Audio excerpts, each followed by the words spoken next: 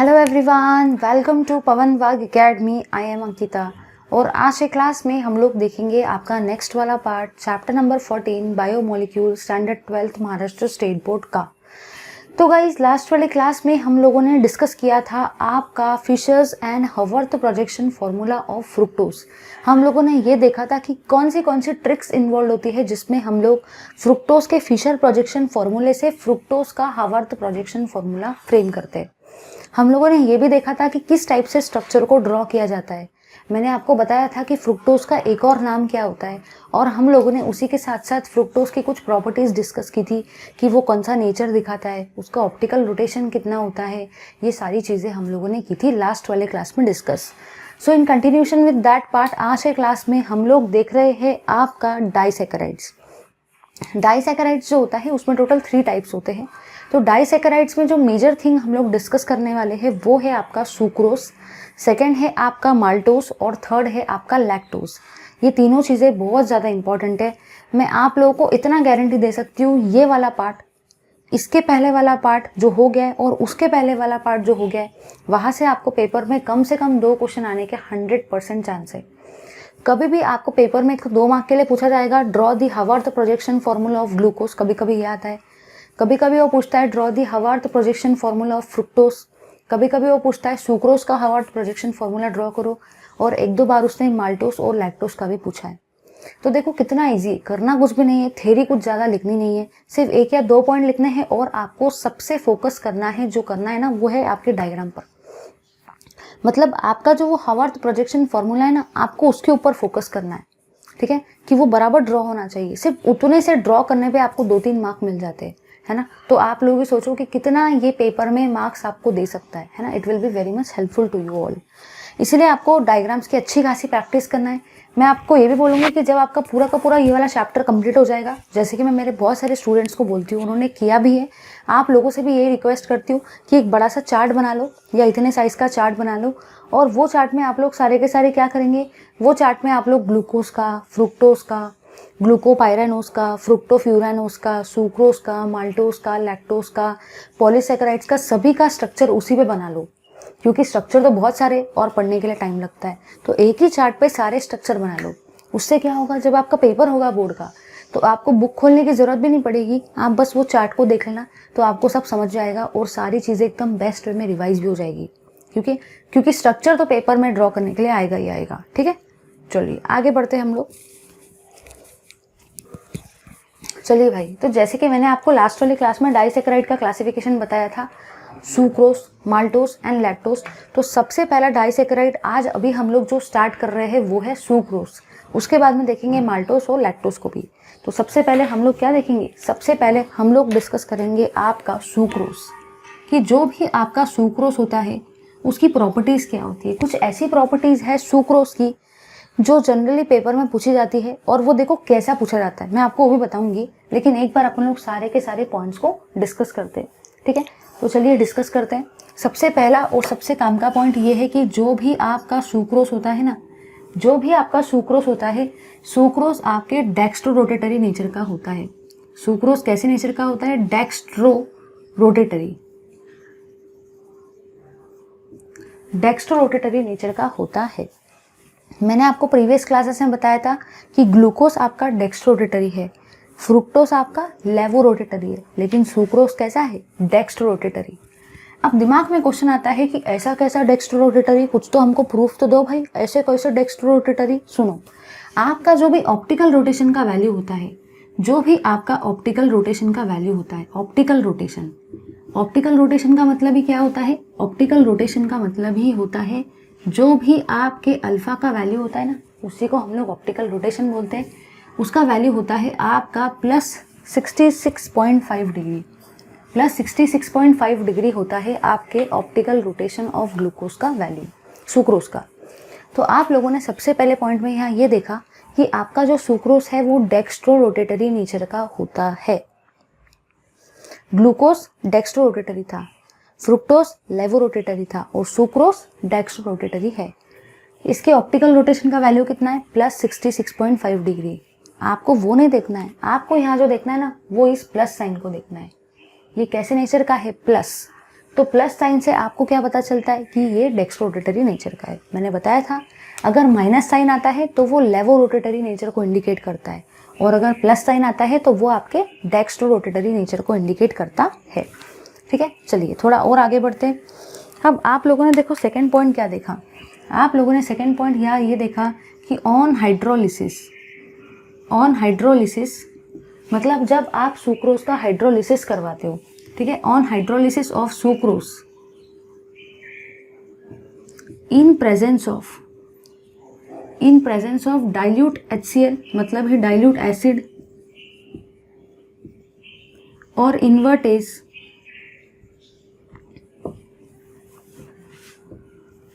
Sucrose gives equimolar mixture. एक बार लिखते फिर समझते। Sucrose gives equimolar mixture of glucose and fructose. ठीक है, चलिए समझते हैं इस चीज को कि यहाँ पे बोल क्या रखा है। यहाँ पे आपको ये बोल रखा है कि जब आप सुक्रोज के अंदर में पानी को डालते हो, मतलब ही जब आप हाइड्रोलिसिस करवाते हो सुक्रोज का इन प्रेजेंस ऑफ डाइल्यूट एसिड या डाइल्यूट HCl या इन्वर्टेज, तो आपको क्या मिलता है, आपको इक्विमोलर मिक्सचर मिलता है। इक्विमोलर मिक्सचर का मतलब क्या होता है, इक्वल अमाउंट में ग्लूकोज और फ्रुक्टोज मिलता है। अब ये चीज़ ऐसे समझ में नहीं आएगी, उसके लिए हम लोग एक रिएक्शन को देखते हैं। रिएक्शन देख के आई एम श्योर कि सभी को एकदम बेस्ट वे में सारी चीज़ें क्लियर हो जाएंगी। ठीक है, चलिए देखते हैं हम लोग रिएक्शन को। अगर मैं बात करती हूँ रिएक्शन की, सभी लोग यहाँ ध्यान से देखेंगे। सुक्रोज का फॉर्मूला होता है C12H22O11। C12H22O11 क्या है, ये आपका सुक्रोज है। जब आप इसका हाइड्रोलिसिस करवाते हो, जब आप इसका क्या करवा रहे हो, जब आप इसका हाइड्रोलिसिस करवा रहे हो, और हाइड्रोलिसिस हम लोग करवाते हैं डाइल्यूट एसिड के प्रेजेंस में, मतलब ही डाइल्यूट HCl के प्रेजेंस में, या तो आप लोग इसका हाइड्रोलिसिस करवा सकते हो इन्वर्टेज एंजाइम के प्रेजेंस में। इन्वर्टेज क्या है, एक एंजाइम है, याद रखना ये एक एंजाइम है। तो आप लोग सुक्रोज का मतलब ही C12H22O11 का हाइड्रोलिसिस करवा सकते हो, किसके प्रेजेंस में, डाइल्यूट HCl के प्रेजेंस में, और डाइल्यूट एसिड के प्रेजेंस में, और इन्वर्टेज के प्रेजेंस में। तो जब भी आप लोग सुक्रोज के अंदर में पानी डालते हो तो आपको दो चीज़ें मिलती है। पहली चीज़ मिलती है C6H12O6, और दूसरी चीज़ भी आपको क्या मिलती है, C6H12O6। पहला रहता है आपका ग्लूकोज और सेकेंड क्या रहता है, फ्रुक्टोज। अब देखो ये रिएक्शन कुछ नई नहीं है, अगर आपको याद होगा तो ये रिएक्शन मैंने आपको ग्लूकोज के मेथड ऑफ प्रिपरेशन में भी बताई थी। तो ग्लूकोज के मेथड ऑफ प्रिपरेशन में एक मेथड ये भी थी जिसमें आपने सुक्रोज के अंदर में पानी डाला था, तो आपको दो चीज़ें मिली थी, ग्लूकोज प्लस फ्रुक्टोज। तो ये रिएक्शन उस वक्त भी वहाँ पे आई थी, तो आपका एक कहीं ना कहीं रिविजन हो गया। सेकेंड पॉइंट यहाँ पे ये है कि सुक्रोज का फॉर्मूला आप सभी को याद रखना है, थोड़ा सा भी अगर गड़बड़ी हो गया तो ये भी मिस्टेक हो जाएगा। सेकेंड पॉइंट ये है कि सुक्रोज जो होता है वही आपका शक्कर है, वही आपका शुगर है। ठीक है, ये चीज़ याद रखना है। चलिए अब आप लोगों ने देखो यहाँ पे क्या देखा, आप लोगों ने यहाँ पे देखो क्या होता है, जरा ध्यान से समझने की कोशिश करो। जो भी आपका सुक्रोज है, आपका सुक्रोज कौन से नेचर का है, आपका सुक्रोज है डेक्स्ट्रो रोटेटरी नेचर का। सुक्रोज है आपका dextro rotatory, sucrose dextro rotatory nature का है। जरा ध्यान से सुनना, ध्यान से। आपका ग्लूकोज कौन से नेचर का है, ग्लूकोज भी डेक्स्ट्रो रोटेटरी नेचर का ही है, ग्लूकोज भी डेक्स्ट्रो रोटेटरी नेचर का ही है। और आपके फ्रुक्टोज कौन से नेचर का है, फ्रुक्टोज है आपके लेवो रोटेटरी नेचर का। यहाँ से मैं एक ऐसा क्वेश्चन आपको बताने वाली हूँ जो पेपर में 100% आता है, लेकिन आधे लोगों का बल्ब भी नहीं जलता कि ऐसा कैसा आ गया। ज़रा समझने की कोशिश करो। जब आपने सुक्रोज का हाइड्रोलिसिस करवाया, मतलब जब आपने सुक्रोज का ब्रेकिंग करवाया इन प्रेजेंस ऑफ वाटर, है ना, या in presence of dilute acid, या in presence of invertase enzyme, तो आपको दो चीज़ें मिली, ग्लूकोज और फ्रुक्टोज। सेकेंड पॉइंट आप लोगों ने यहाँ ये देखा कि जैसे कि मैंने आपको प्रीवियस लेक्चर्स में भी बताया था कि सुक्रोज आपके डेक्स्ट्रो रोटेटरी नेचर का होता है, ग्लूकोज आपके डेक्स्ट्रो रोटेटरी नेचर का होता है, और फ्रुक्टोज कौन से नेचर का होता है, लेवो रोटेटरी नेचर का। तो देखो होता क्या है, अगर आप लोग ध्यान से देखते हो ना, तो ग्लूकोज जो था, ग्लूकोज के ऑप्टिकल रोटेशन का वैल्यू कितना था, ग्लूकोज के ऑप्टिकल रोटेशन का वैल्यू सोच के बताना, कितना वैल्यू था ग्लूकोज के ऑप्टिकल रोटेशन का, सभी लोग सोच के बताओ। 52.7 डिग्री था, प्लस 52.7 डिग्री। ग्लूकोज का ऑप्टिकल रोटेशन का वैल्यू कितना था, प्लस 52.7 डिग्री। ये वैल्यू हो सके तो थोड़ा याद रखो, रट्टा मारने वाला ही पार्ट है। अगर मैं बात करती हूँ लेवोरोटेटरी फ्रुक्टोज की, तो फ्रुक्टोज जो होता है उसका वैल्यू होता है माइनस, सोच के बताओ भाई कितना वैल्यू होता है, उसका वैल्यू होता है 92.4 डिग्री। यहाँ पे आपको देखो याद क्या रखना है, इसके वैल्यू को और इसके सिंबल को। तो देखो आप लोगों ने यहाँ पे क्या देखा कि जो आपका ग्लूकोज है, ग्लूकोज के ऑप्टिकल रोटेशन का वैल्यू मतलब ही अल्फा का वैल्यू कितना है, प्लस 52.7 डिग्री। और जो भी आपका फ्रुक्टोज है जो कि लेवोरोटेटरी का नेचर का होता है, उसके ऑप्टिकल रोटेशन का वैल्यू कितना है, प्लस माइनस 92.4 डिग्री। अब जरा ध्यान से देखो, सभी लोग यहाँ पे ध्यान से देखेंगे। आप लोगों ने यहाँ पे क्या ऑब्जर्व किया, आप लोगों ने यहाँ पे ये ऑब्जर्व किया कि जो भी अगर आप डेक्सट्रोस और फ्रुक्टोज मतलब ही ग्लूकोज और फ्रुक्टोज का अगर ऑब्जर्व करते हो तो ये वाला वैल्यू आपका कैसा है, ये वाला वैल्यू आपका कम है। आप प्लस माइनस को मत देखो, आप एक्चुअल वैल्यू को देखो। ये वैल्यू है प्लस 52.7 डिग्री, लेकिन ये वाला वैल्यू कैसा है, ज़्यादा है, माइनस 92.4 डिग्री। तो ये वाला वैल्यू आपका ज़्यादा है। तो आपका ग्लूकोज डेक्स्ट्रोरोटेटरी नेचर का है, उसका ऑप्टिकल रोटेशन का वैल्यू प्लस 52.7 डिग्री है। अभी फिलहाल आप साइन को थोड़ी देर के लिए कंसिडर मत करो, लेकिन ये वैल्यू 52 कैसा है, कम है। अगर मैं वही बात करती हूँ फ्रुक्टोज की, तो फ्रुक्टोज लेवोरोटेटरी नेचर का है, तो यहाँ पे माइनस तो आया, लेकिन आप माइनस साइन को फिलहाल के लिए कंसिडर मत करो। वैल्यू कितना है, 92.4 डिग्री। 52 वैल्यू कम है और 92 वैल्यू कैसा है, ज़्यादा है। तो आप लोगों ने यहाँ ये देखा कि फ्रुक्टोज डोमिनेटिंग है या ग्लूकोज डोमिनेटिंग है।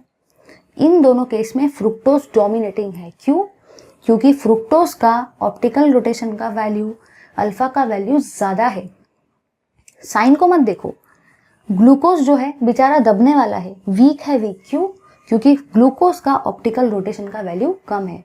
तो दोनों के केस में डोमिनेटिंग कौन है, दोनों के केस में आपका डोमिनेटिंग फ्रुक्टोज है, क्योंकि इसके ऑप्टिकल रोटेशन का वैल्यू 92 है ना। तो आप लोगों ने यहाँ ये देखा कि भले जब आप सुक्रोज का हाइड्रोलिसिस करवाते हो तो प्रोडक्ट दो बनते हैं, ग्लूकोज और फ्रुक्टोज, दोनों इक्विमोलर अमाउंट पे हैं। मतलब जितना ग्लूकोज बनेगा उतना ही फ्रुक्टोज बनेगा। लेकिन हो क्या रहा है, ग्लूकोज का जो अल्फा का वैल्यू है वो कम है और फ्रुक्टोज का जो अल्फा का वैल्यू है वो ज़्यादा है। तो दोनों के केस में फ्रुक्टोज डोमिनेटिंग है। अब फ्रुक्टोज अगर दोनों के केस में डोमिनेटिंग है तो जो भी आपका डोमिनेटिंग रहेगा यहाँ पे वो लेवोरोटेटरी रहेगा या क्या रहेगा, ध्यान से सोचो और बताना। ग्लूकोज डेक्स्ट्रोरोटेटरी है और उसका वैल्यू कम है, मतलब वो वीक है। फ्रुक्टोज लेवोरोटेटरी है और उसका वैल्यू ज़्यादा है। इसका मतलब यहाँ पे डोमिनेटिंग कौन है, यहाँ पे डोमिनेटिंग जो प्रोडक्ट बनेगा वो है आपका लेवोरोटेटरी। मतलब मैं ये भी कह सकती हूँ कि जो आपका नेट प्रोडक्ट बनेगा, नेट प्रोडक्ट भी क्या रहेगा, लेवोरोटेटरी ही रहेगा। कुछ लोग सोचेंगे क्या बात कर रहे, जब सुक्रोज का हाइड्रोलिसिस करवाया तो दो प्रोडक्ट बने थे, ग्लूकोज और फ्रुक्टोज, इक्विमोलर अमाउंट पे भी बने थे। ग्लूकोज डेक्स्ट्रोरोटेटरी था, फ्रुक्टोज लेवोरोटेटरी था, तो फिर आपने यहाँ पे सिर्फ और सिर्फ लेवो ही क्यों लिखा फाइनल प्रोडक्ट? ये तो दोनों का मिक्सचर बना ना, डेक्स्ट्रो लेवो। सुनो भाई, भली सुक्रोज का हाइड्रोलिसिस करवाने पर ग्लूकोज और फ्रुक्टोज मिलता है, भले ये दोनों इक्विमोलर होंगे, भले ग्लूकोज डेक्स्ट्रोरोटेटरी होगा, भले फ्रुक्टोज लेवोरोटेटरी होगा, लेकिन काम की चीज़ ये भी है कि ग्लूकोज का जो डेक्स्ट्रोरोटेटरी नेचर का है उसका ऑप्टिकल रोटेशन का वैल्यू बहुत कम है। फ्रुक्टोज का जो लेवोरोटेटरी नेचर का है उसका ऑप्टिकल रोटेशन का वैल्यू ज़्यादा है, ज़्यादा। तो दोनों में डोमिनेटिंग कौन है, फ्रुक्टोज है। तो दोनों में डोमिनेटिंग नेचर भी किसका रहेगा, लेवोरोटेटरी का। इसलिए डोमिनेटिंग नेचर कौन है, लेवोरोटेटरी का। तो आपका जो भी नेट प्रोडक्ट है, जो भी आपका फाइनल प्रोडक्ट है वो लेवोरोटेटरी रहेगा, डेक्स्ट्रो नहीं। भले दिखने में यहाँ डेक्स्ट्रो प्लस लेवो दोनों है, लेकिन नेट प्रोडक्ट लेवो ही रहता है। क्यों? नेक्स्ट प्रोडक्ट आपका नेट प्रोडक्ट लेवोरोटेटरी इसलिए रहता है क्योंकि ऑप्टिकल रोटेशन का वैल्यू उसका 92 है, जो कि बहुत ज़्यादा है। तो अब देखो आप लोगों ने यहाँ क्या देखा, आप लोगों ने यहाँ ये देखा कि यहाँ पे तो डेक्स्ट्रोरोटेटरी था, जो भी आपका रिएक्टेंट था वो डेक्स्ट्रोरोटेटरी था, और आपका प्रोडक्ट क्या है, आपका फाइनल प्रोडक्ट लेवोरोटेटरी है। रिएक्टेंट डेक्स्ट्रोरोटेटरी नेचर का था और फाइनल प्रोडक्ट जो है, जो नेट प्रोडक्ट है, उसका नेचर क्या है, लेवोरोटेटरी। तो यहाँ पे हुआ क्या, यहाँ पे आपका इन्वर्शन हुआ, इन्वर्शन हुआ किसका, इन्वर्शन हुआ आपके कॉन्फ़िगरेशन का। जब आपने सुक्रोज का हाइड्रोलिसिस करवाया तो सुक्रोज तो डेक्स्ट्रोरोटेटरी नेचर का था, मतलब रिएक्टेंट तो डेक्स्ट्रोरोटेटरी नेचर का था, लेकिन जो भी आपका नेट प्रोडक्ट बना, नेट प्रोडक्ट, मैं कितने प्रोडक्ट बने, कितने कैसे कैसे नेचर आए वो नहीं पूछ रही, मैं ये बोल रही हूँ जो भी आपका नेट प्रोडक्ट बना वो क्या था, लेवोरोटेटरी। रिएक्टेंट डेक्स्ट्रोरोटेटरी और नेट प्रोडक्ट लेवोरोटेटरी। तो डेक्स्ट्रो का कन्वर्शन काय में हो गया, लेवो में हो गया। डेक्स्ट्रो का लेवो क्या हो गया, उल्टा हो गया। इसलिए इसी हाइड्रोलिसिस को आप लोग क्या बोलते हो, इन्वर्शन ऑफ शुगर। समझ में आया, इसी हाइड्रोलिसिस को आप इन्वर्शन ऑफ शुगर भी बोलते हो। ठीक है, तो याद रखना है, लास्ट वाला पॉइंट आपका ये कहता है कि जो भी आपका हाइड्रोलिसिस ऑफ शुगर होता है, इन हाइड्रोलिसिस ऑफ शुगर और इन हाइड्रोलिसिस ऑफ सुक्रोज,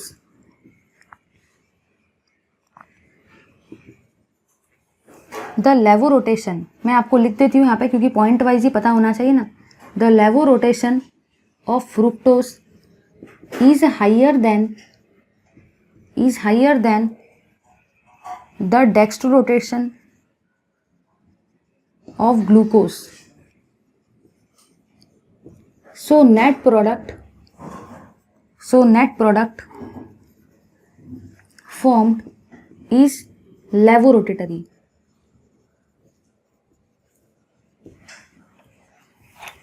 सो याद रखना है, देखो मैं क्या लिख रही हूँ। So as sucrose is dextrorotatory and net product form is levorotatory.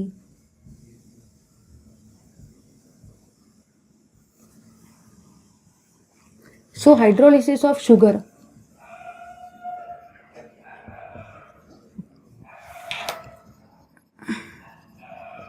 is also called as, so hydrolysis of sugar is also called as inversion of sugar.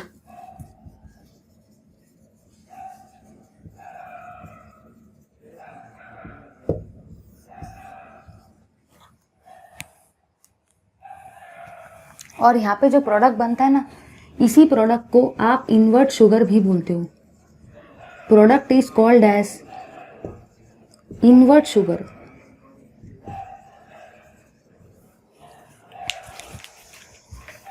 चलिए एक बार हम लोग सारे पॉइंट को रिवाइज कर लेते हैं। पेपर में देखो ये किस नाम से आता है। कभी कभी आपको सुक्रोज की प्रॉपर्टी पूछी जाती है, कभी कभी पूछा जाता है explain the concept inversion of sugar. Explain the concept inversion of sugar मतलब क्या होता है। और कभी कभी आपको ऐसा भी पूछा जाता है एक्सप्लेन इन्वर्ट शुगर। मतलब जरा पेपर के क्वेश्चन को समझो। पेपर में वो आपको सुक्रोज के नाम से नहीं पूछ रहा, पेपर में वो आपको पूछ रहा है explain the concept inversion of sucrose, या तो वो आपको पूछता है एक्सप्लेन इन्वर्ट शुगर। तो सुक्रोज की प्रॉपर्टी तो हर किसी को आती है, लेकिन आधे से ज़्यादा लोगों को पता ही नहीं होता ये इन्वर्शन ऑफ शुगर क्या है। याद रखना, सुक्रोज ही आपकी शुगर है, सुक्रोज ही आपकी शक्कर है।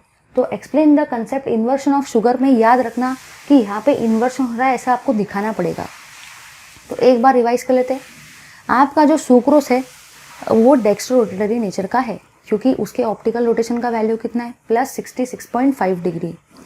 फिर मैंने आपको ये बताया कि जो भी आपका ग्लूकोज है वो डेक्स्ट्रोरोटेटरी नेचर का है, उसके ऑप्टिकल रोटेशन का वैल्यू कितना है, +52.7 डिग्री।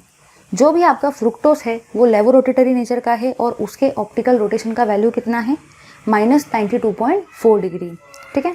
फिर मैंने आपको ये बताया कि जब आप सुक्रोज का हाइड्रोलिसिस करवाते हो किसी भी एसिड के प्रेजेंस में या किसी भी इन्वर्टेज एंजाइम के प्रेजेंस में, तो आप लोग वहाँ ये देखते हो कि आपको दो प्रोडक्ट मिलते हैं, ग्लूकोज और फ्रुक्टोज। फिर आप लोगों ने यहाँ ये देखा कि सुक्रोज का नेचर तो डेक्स्ट्रोरोटेटरी है, मतलब रिएक्टेंट आपके कौन से नेचर का था, डेक्स्ट्रो। ग्लूकोज कौन से नेचर का है, डेक्स्ट्रो। और ग्लूकोज का ऑप्टिकल रोटेशन का वैल्यू 52.7 कम है। प्लस साइन माइनस साइन को मत देखो, मैं यहाँ लिख देती हूँ ignore sign, ignore sign, plus minus, while comparing values. ये सिर्फ आपके लिए है, ये आपको पेपर में नहीं लिखना है, ये आपको याद रखना है, ये सिर्फ याद रखने के लिए है, पेपर में इस चीज़ को मत लिखना, ठीक है। तो अब आप लोगों ने यहाँ क्या देखा कि ग्लूकोज का वैल्यू 52.7 है जो कि कम है, फ्रुक्टोज का वैल्यू 92.4 है जो कि ज़्यादा है। तो दोनों में से डोमिनेटिंग कौन हुआ? फ्रुक्टोज। भले दो प्रोडक्ट बन रहे हैं, भले एक का नेचर डेक्स्ट्रो लेवो है, लेकिन डोमिनेटिंग कौन है? देखो बेटा, दो बच्चे रहते हैं, लेकिन जो बच्चा सबसे ज़्यादा होशियार रहता है वही डोमिनेटिंग रहता है ना। तो दोनों में से डोमिनेटिंग कौन रहेगा? लेवोरोटेटरी प्रोडक्ट, क्योंकि फ्रुक्टोज का इसका वैल्यू ज़्यादा है, 92 है। कहाँ 52 और कहाँ 92, तो ये वैल्यू ज़्यादा है, इसलिए आपका डोमिनेटिंग कौन हुआ? लेवोरोटेटरी। तो डेक्स्ट्रो रिएक्टेंट से प्रोडक्ट क्या बना? लेवो। मतलब आपका सुक्रोज का क्या हुआ? इन्वर्शन हुआ। डेक्स्ट्रो से लेवो बन रहा है, कॉन्फ़िगरेशन का इन्वर्शन हो रहा है, इसीलिए आप इस चीज़ को क्या बोलते हो? Inversion of sugar. मतलब हाइड्रोलिसिस ऑफ सुक्रोज को ही एक और नाम क्या दिया जाता है? Inversion of sugar. और जो भी प्रोडक्ट बनता है उसको क्या बोलते हैं? Invert sugar. अगर पेपर में आया तो जैसे मैंने सारे के सारे पॉइंट्स लिखाए हैं वैसे ही पॉइंट लिखने हैं और ऐसे ही आपको इसको रिप्रेजेंट करना है, ठीक है। जल्दी से स्क्रीनशॉट लो इस पार्ट का। चलिए भाई, अब हम लोग देखो क्या देख रहे हैं। अब हम लोग देख रहे हैं Haworth projection formula glucose, sucrose का, माल्टोज का और लैक्टोज का। तो देखेंगे कि किस टाइप से हम लोग हावर्थ प्रोजेक्शन फॉर्मूले को ड्रॉ करते हैं सुक्रोज, माल्टोज और लैक्टोज की, ठीक है। लेकिन उससे पहले मैं आपको इतना बढ़िया तरीके से बताऊंगी ना ये हावर्थ प्रोजेक्शन फॉर्मूला, अगर पेपर में यहाँ से क्वेश्चन आता है तो आपके 2 या 3 मार्क्स तो मैं फिक्स कर दूंगी भाई, ठीक है। तो चलिए हम लोग देखते हैं, ज़्यादा टाइम वेस्ट किए बिना। सबसे पहले मैं साइड में ऐसा कुछ सिस्टम ड्रॉ कर लेती हूँ, सो दैट आपको बहुत ज़्यादा हेल्प करेगी ये पॉइंट्स। हमेशा याद रखना कि अगर आपको कहीं से भी क्वेश्चन आता है तो आपको यही पॉइंट्स का यूज़ करना है, ठीक है। यही पॉइंट्स का आपको यूज़ करना है, ठीक है। चलिए समझते हैं।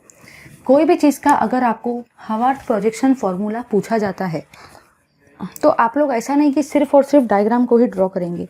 सिर्फ और सिर्फ डायग्राम को ड्रॉ मत करना। डायग्राम को अगर सिर्फ और सिर्फ ड्रॉ करते हो तो आपको पूरे मार्क नहीं मिलेंगे।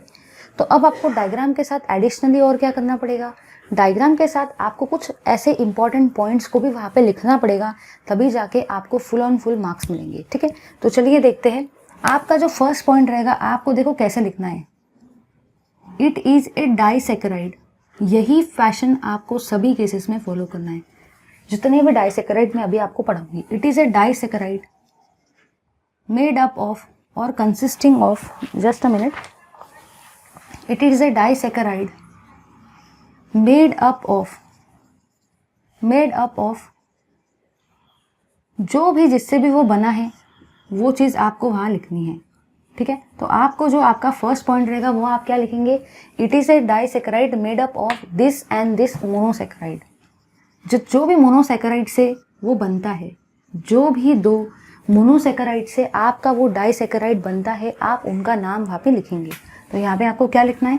इट इज़ ए डाइसैकेराइड, क्योंकि ये सारे के सारे जितने भी मैं अभी आपको पढ़ाने वाली हूँ, सुक्रोज, माल्टोज और लैक्टोज, ये क्या है? Disaccharide. So it is a disaccharide made up of. अब डाइसैकेराइड है, नाम में डाई आ रहा है। डाई का मतलब दो होता है, मतलब ही उसके अंदर में कितने मोनोसैकेराइड होंगे? 2 मोनोसैकेराइड। तो made up of this and this, जो भी 2 मोनोसैकेराइड रहेंगे वहाँ पे आपको उनका नाम लिखना है, ठीक है। चलिए अब आपका सेकेंड पॉइंट क्या रहेगा वो भी देख लो। सेकेंड पॉइंट आप लोग क्या लिखेंगे? The glycosidic linkage. Glycosidic linkage जो होता है, इसको मैंने लास्ट वाले क्लास में आपको बताया था कि उसी को ईथर ऑक्साइड लिंकेज भी बोलते हैं। तो जो भी आपका ग्लाइकोसिडिक लिंकेज है ना, glycosidic linkage is present between, आपका जो भी ग्लाइकोसिडिक लिंकेज है वो किसके किसके बीच में प्रेजेंट है वो आपको लिखना है। इज प्रेजेंट बिटवीन, ठीक है, एंड दिस, जिसके भी बीच में ग्लाइकोसिडिक लिंकेज प्रेजेंट रहेगा आपको वो बताना पड़ेगा। तीसरा पॉइंट आप लोग लिखेंगे, hence the linkage is called as. Hence the linkage is called as. तीसरा पॉइंट आपका देखो क्या रहेगा, आपको इसी फॉर्म में लिखना है, hence the linkage is called as. तो जो भी लिंकेज का नाम रहेगा वो आप यहाँ लिखेंगे। और फोर्थ में देखो आप लोग क्या करेंगे, फोर्थ में आप लोग इसी के अलावा बताएंगे उसका नेचर। नेचर आपको बताना है कि वो रिड्यूसिंग नेचर का है या वो नॉन रिड्यूसिंग नेचर का है, रिड्यूसिंग नेचर का है या वो नॉन रिड्यूसिंग नेचर का है, ये आपका फोर्थ वाला मतलब ही लास्ट पॉइंट रहेगा। ठीक है, तो फिलहाल आपको क्या क्या याद रखना है, फिलहाल आपको यहाँ पे क्या क्या पॉइंट्स याद रखना है। पहला पॉइंट आप लोग लिखेंगे it is a disaccharide made up of this and this. जो भी दो मोनोसैकेराइड से आपका वो डाइसैकेराइड बना हुआ है वो आपको वहाँ लिखना है। सेकेंड पॉइंट आपका क्या रहेगा, the glycosidic linkage is present between. जिसके भी बीच में आपका ग्लाइकोसिडिक लिंकेज प्रेजेंट रहेगा आपको उनके यहाँ पे नाम्स लिखने हैं। तीसरा थिंग रहेगा hence the linkage is called as. जो भी लिंकेज का आपका नाम रहेगा वो आप यहाँ लिखेंगे। और फोर्थ पॉइंट में आपको लिखना है कि जो आपका नेचर है उस डाइसैकेराइड का वो रिड्यूसिंग है या नॉन रिड्यूसिंग है। ठीक है, ये चीज़ मैं आपको समझाऊंगी, लेकिन थोड़ा सा आप लोग सारे के सारे वेट करो। अब हम लोग सबसे पहले डाइसैकेराइड को डिस्कस कर रहे हैं और लास्ट में आप ड्रॉ करेंगे डायग्राम को। डायग्राम को पहले भी ड्रॉ किया तो कोई फर्क नहीं पड़ता है। अब हम लोग सबसे पहला जो चीज़ डिस्कस कर रहे हैं ना, सबसे पहली चीज़ हम लोग डिस्कस कर रहे हैं सुक्रोज। मतलब सबसे पहले हम लोग क्या डिस्कस कर रहे हैं, सबसे पहले हम लोग आपके डाइसैकेराइड के 3 टाइप में से फर्स्ट टाइप जो कि है सुक्रोज उसको डिस्कस कर रहे हैं। उसमें हम लोग देखेंगे Haworth projection formula of sucrose भी। तो यही सुक्रोज में आप क्या देखने वाले हो, यही सुक्रोज में आप एक्चुअली देखने वाले हो Haworth projection formula. Haworth projection formula देखने वाले हो आप लोग सुक्रोज का। ठीक है, सभी लोग यहाँ पे ध्यान से देखेंगे। ये पॉइंट कुछ ऐसे पॉइंट्स है जो बहुत ज़्यादा इंपॉर्टेंट है। मुझे भी पढ़ाने के लिए ये थ्योरी जो पार्ट होता है ना, जैसे कि बायोमोलिक्यूल्स चैप्टर, ये थोड़ा टफ चैप्टर है, तो मुझे भी पढ़ाने के लिए इसको थोड़ा पढ़ना पड़ता है, क्योंकि ये चीज़ ऐसी है ये बार बार आप भूल जाते हो, क्योंकि यहाँ पे आपको रट्टा मारने वाली चीज़ें थोड़ी ज़्यादा ही होती है, राइट, जो रिविजन लगता ही है। चलिए अब ज़रा यहाँ पे आते, सभी लोग यहाँ पे ध्यान से देखेंगे। जो भी आपका सबसे पहला पॉइंट है वो देखो क्या होता है कि it is a disaccharide made up of. तो सबसे पहले आपको बताना पड़ेगा कि सुक्रोज डाइसैकेराइड है और वो किससे किससे बना है। तो फर्स्ट पॉइंट आपका बिल्कुल इसी फैशन में होना चाहिए। तो देखो आप लोग क्या लिखेंगे, इट के जगह पे लिखेंगे sucrose. Sucrose is a disaccharide. Sucrose क्या है, सुक्रोज आपका एक डाइसैकेराइड है। Sucrose is a disaccharide made up of, made up of. अब आप लोग ही मुझे बता दो, अभी हम लोगों ने थोड़ी देर पहले रिएक्शन देखा था कि सुक्रोज के अंदर में 2 चीज़ें होती है, कौन सी, ग्लूकोज और फ्रुक्टोज। अभी देखा था ना कि सुक्रोज का जब आप हाइड्रोलिसिस करवाते तो आपको 2 चीज़ें मिलती थी, ग्लूकोज और फ्रुक्टोज। मतलब इससे क्या पता चलता है कि सुक्रोज आपके 2 मोनोसैकेराइड, कौन से 2 मोनोसैकेराइड से बना है, ग्लूकोज और फ्रुक्टोज। तो मैं यहाँ पे लिखूंगी sucrose is a disaccharide made up of, किससे किससे बना है वो बना है आपके ग्लूकोज से और वो बना है आपके फ्रुक्टोज से। ग्लूकोज से और फ्रुक्टोज से वो बना हुआ है कौन, सुक्रोज। ठीक है, अब देखो यहाँ पे मैं क्या लिख रही हूँ, यहाँ पे आपका आता है अल्फा डी ग्लूकोज और यहाँ पे आपका देखो क्या आता है, यहाँ पे आपका आता है बीटा एल फ्रुक्टोज। तो सुक्रोज तो 2 चीज़ों से बना है, ग्लूकोज और फ्रुक्टोज, लेकिन ग्लूकोज कैसा है, अल्फा डी ग्लूकोज, फ्रुक्टोज कैसा है, बीटा एल फ्रुक्टोज। तो फर्स्ट पॉइंट हो गया। अब देखो अब आगे हम लोग क्या देखेंगे, the glycosidic linkage is present between. तो आपका सेकेंड पॉइंट क्या रहेगा, आपका सेकेंड पॉइंट रहेगा glycosidic linkage. Glycosidic linkage is present between. जैसे मैंने आपको पॉइंट लिखा है ना, आपको बिल्कुल वैसा ही लिखना है, थोड़ा सा भी इधर उधर मत करो, क्योंकि यही फैशन तीनों में फॉलो करना है। सेकेंड पॉइंट क्या है, the glycosidic linkage is present between. तो इसके लिए हम लोगों को लगेगा डायग्राम। तो चलिए भाई अब हम लोग ज़्यादा टाइम वेस्ट किए बिना डिस्कस करते हैं हमारे डायग्राम को। सभी लोग यहाँ पे एकदम ध्यान से देखेंगे तो आपको सारी चीज़ें एकदम बेस्ट वे में क्लियर हो जाएगी। ठीक है, चलिए डायग्राम को ड्रॉ करते हैं भाई हम लोग जल्दी से जल्दी। सबसे पहले आपको क्या ड्रॉ करना है, अल्फा डी ग्लूकोज, और सेकेंड क्या ड्रॉ करना है, बीटा एल फ्रुक्टोज। ध्यान से देखो, यहाँ पे एकदम ध्यान से देखेंगे।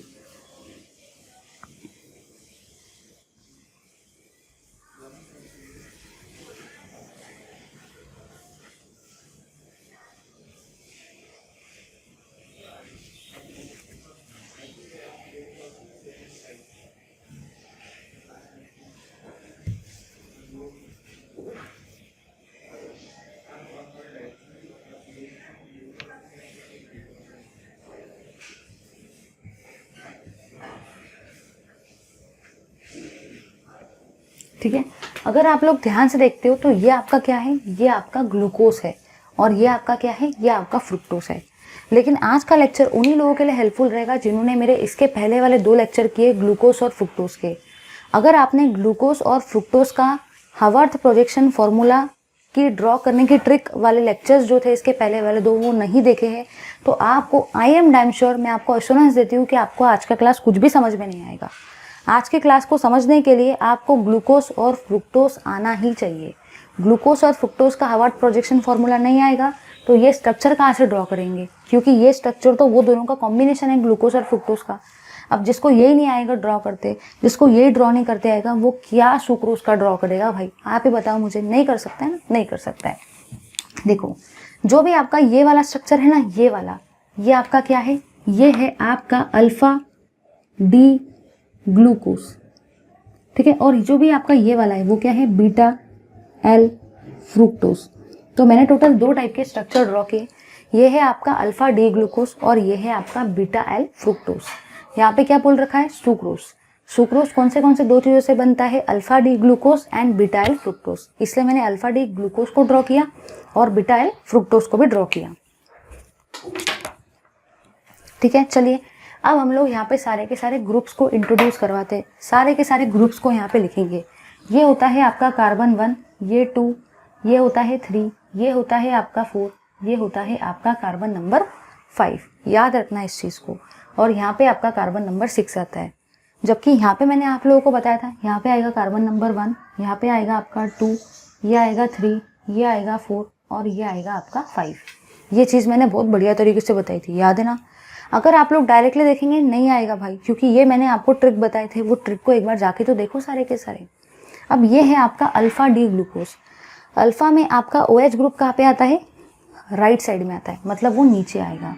तो बस उसको ड्रॉ कर लो, जैसा मैंने सिखाया था ना वैसा ही ड्रॉ करो, ठीक है। आई होप सभी को याद होगा, जैसा मैंने सिखाया था बिल्कुल वैसा ही ड्रॉ करो, सबको आ जाएगा। देखो मैं जैसे ड्रॉ कर रही हूँ ना, आप लोग भी वैसे ही ड्रॉ करो।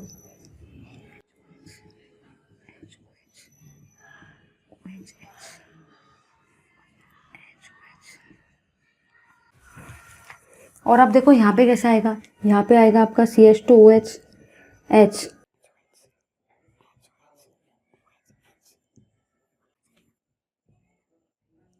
देखो अब ये जो 2 स्ट्रक्चर है ये मैं आपको फिर से नहीं सिखाऊंगी, क्योंकि अपना टाइम बहुत चले जाएगा। रीज़न ये है, मैंने ऐसा नहीं भाई कि मैंने कुछ समझाया नहीं। ये देखो ग्लूकोज है, मैंने आपको एक लेक्चर पूरा का पूरा ग्लूकोज पे लिया, जिसमें मैंने आपको पूरे ट्रिक्स सिखाए कि फिशर प्रोजेक्शन फार्मूला और हावर्थ प्रोजेक्शन फार्मूला ग्लूकोज का कैसे ड्रॉ करते हैं। एक लेक्चर मैंने सिर्फ पूरा फ्रुक्टोज पे लिया, जिसमें मैंने आपको बताया कि हावर्थ प्रोजेक्शन फार्मूला और फिशर प्रोजेक्शन फार्मूला फ्रुक्टोज का कैसे लेते हैं। तो सोचो मैंने एक एक स्पेसिफिक लेक्चर ले लेके एक एक चीज़ों को समझाया है, तो सोचो कितने बढ़िया तरीके से समझाया होगा। इसलिए मैं डबल से उन चीज़ों को नहीं समझाने वाली हूँ। आपको वो लेक्चर को जाके देखना है और देखना है कि मैंने कैसे ट्रिक से आपको ये बनाना सिखाया, कैसे ट्रिक से मैंने आपको ये भी बनाना सिखाया, ठीक है। तो ये हुआ आपका अल्फा डी ग्लूकोज और ये हुआ आपका बीटा एल फ्रुक्टोज, ठीक है। चलिए आगे बढ़ते हैं। सभी लोग यहाँ पे ध्यान से देखेंगे। देखो यहाँ पे होता क्या है, ध्यान से देखना, ध्यान से देखेंगे सभी लोग, एकदम ध्यान से समझने की कोशिश करो, नहीं तो समझ में नहीं आएगा। आप लोगों ने देखो यहाँ पे क्या देखा? आप लोगों ने यहाँ पे ये देखा कि यहाँ से आपका H और यहाँ से आपका OH पानी बन के बाहर निकल जाते हैं। यहाँ से आपका H और यहाँ से आपका OH H2O मतलब ही पानी बन के बाहर निकलते हैं। अब ज़रा आप लोग ही सोचो, अगर यहाँ से H निकलता है और यहाँ से OH निकलता है तो आपका बचता क्या है? सिर्फ और सिर्फ ऑक्सीजन ही बचता है। याद रखना, यहाँ पे भी OH ग्रुप है, यहाँ पे भी OH ग्रुप है, यहाँ से आपका H निकल रहा है, यहाँ से आपका OH निकल रहा है, मतलब यहाँ से आपका वाटर बाहर निकल रहा है ना। तो यहाँ पे क्या बचा? यहाँ पे सिर्फ और सिर्फ आपका ऑक्सीजन ही बचता है। बुक में आपको डायरेक्टली स्ट्रक्चर दिया है, उन्होंने बताया नहीं कि स्ट्रक्चर कैसे बन रहा है, लेकिन मैं आपको लाइव एग्जाम्पल की हेल्प से समझा के बता रही हूँ कि किस टाइप से स्ट्रक्चर बनता है। यहाँ से H निकला, यहाँ से OH निकला, तो अब देखो क्या होगा। अगर यहाँ से H निकलता है और अगर यहाँ से आपका OH निकलता है तो यहाँ पे आपका सिर्फ और सिर्फ क्या बचता है? यहाँ पे आपका सिर्फ और सिर्फ ऑक्सीजन ही तो बचता है। और जो भी ये आपका ईथर ऑक्साइड का लिंकेज होता है ना, आपका जो भी ये ईथर ऑक्साइड का लिंकेज होता है, आप लोग उसको क्या बोलते हो? आप लोग उसको बोलते हो ग्लाइकोसिडिक लिंकेज। तो भाई यही तो है आपका वो ग्लाइकोसिडिक लिंकेज। कौन सा लिंकेज है भाई ये? यही है आपका ग्लाइकोसिडिक लिंकेज, ठीक है। तो याद रखना है। तो मैंने क्या करवाया? सुक्रोज जो था वो ऐसा डाइसैकेराइड है जो आपकी जो दो चीज़ों से बनता है, एक है अल्फा डी ग्लूकोज और दूसरा है बीटा एल फ्रुक्टोज। तो ये है अल्फा डी ग्लूकोज और ये है आपका बीटा एल फ्रुक्टोज। मैं मानती हूँ थोड़ा सा बोरिंग है बट पढ़ना पड़ेगा, क्या करेंगे ना, छोड़ नहीं सकते हैं। फिर देखो यहाँ पे क्या हो रहा है, यहाँ से आपका OH और यहाँ से आपका OH, उनका रिएक्शन हो रहा है और वहाँ से H2O बाहर निकलता है। फिर वहाँ पे क्या बचता है, सिर्फ और सिर्फ ऑक्सीजन। तो ये जो आपका ईथर ऑक्साइड का लिंकेज है, इसी को आप लोग सारे के सारे क्या बोलते हो, ग्लाइकोसाइडिक लिंकेज। चलिए अब देखो जरा, ये जो ग्लाइकोसिडिक लिंकेज है ये किसके किसके बीच में प्रेजेंट है, ध्यान से देखेंगे सभी लोग। ये स्ट्रक्चर तो हुआ आपका Haworth projection formula of sucrose. क्या हुआ भाई, ये है आपका हावर्थ प्रोजेक्शन फॉर्मूला। ये क्या है, ये है आपका हावर्थ प्रोजेक्शन फॉर्मूला या तो Haworth projection structure of sucrose. ठीक है, सुक्रोज का ये स्ट्रक्चर है, दो चीज़ों से बना है। अब आपका जो भी ग्लाइकोसिडिक लिंकेज है वो देखो किसके किसके बीच में प्रेजेंट है। यहाँ पे आपका ग्लाइकोसिडिक लिंकेज किसके बीच में प्रेजेंट है, अल्फा, अल्फा के बीच में प्रेजेंट है। देखो तो मैं देखो क्या लिख रही हूँ, ध्यान से देखना, C1 कार्बन, ये वाला जो ग्लाइकोसिडिक लिंकेज है किसके बीच में प्रेजेंट है, C1 कार्बन। तो देखो मैं क्या लिखूंगी, मैं लिखूंगी C1 carbon, C1 carbon of, ये जो C1 कार्बन है किसका है, अल्फा डी ग्लूकोज। ये जो आपका C1 कार्बन है ना, ये अल्फा डी ग्लूकोज के बीच में है। तो आपका ग्लाइकोसिडिक लिंकेज जो है ये दो कार्बनों के बीच में प्रेजेंट है। पहला क्या है, C1 कार्बन, क्योंकि ये कार्बन है C1, किसका है, अल्फा डी ग्लूकोज का, इसलिए मैंने लिखा है C1 carbon of alpha D glucose. And और किसके बीच में प्रेजेंट है, C2 कार्बन। ये कार्बन कौन सा है आपका, ये कार्बन है आपका C2 कार्बन। ठीक है, एक सेकेंड, यहाँ पे CH2 हुआ है ना,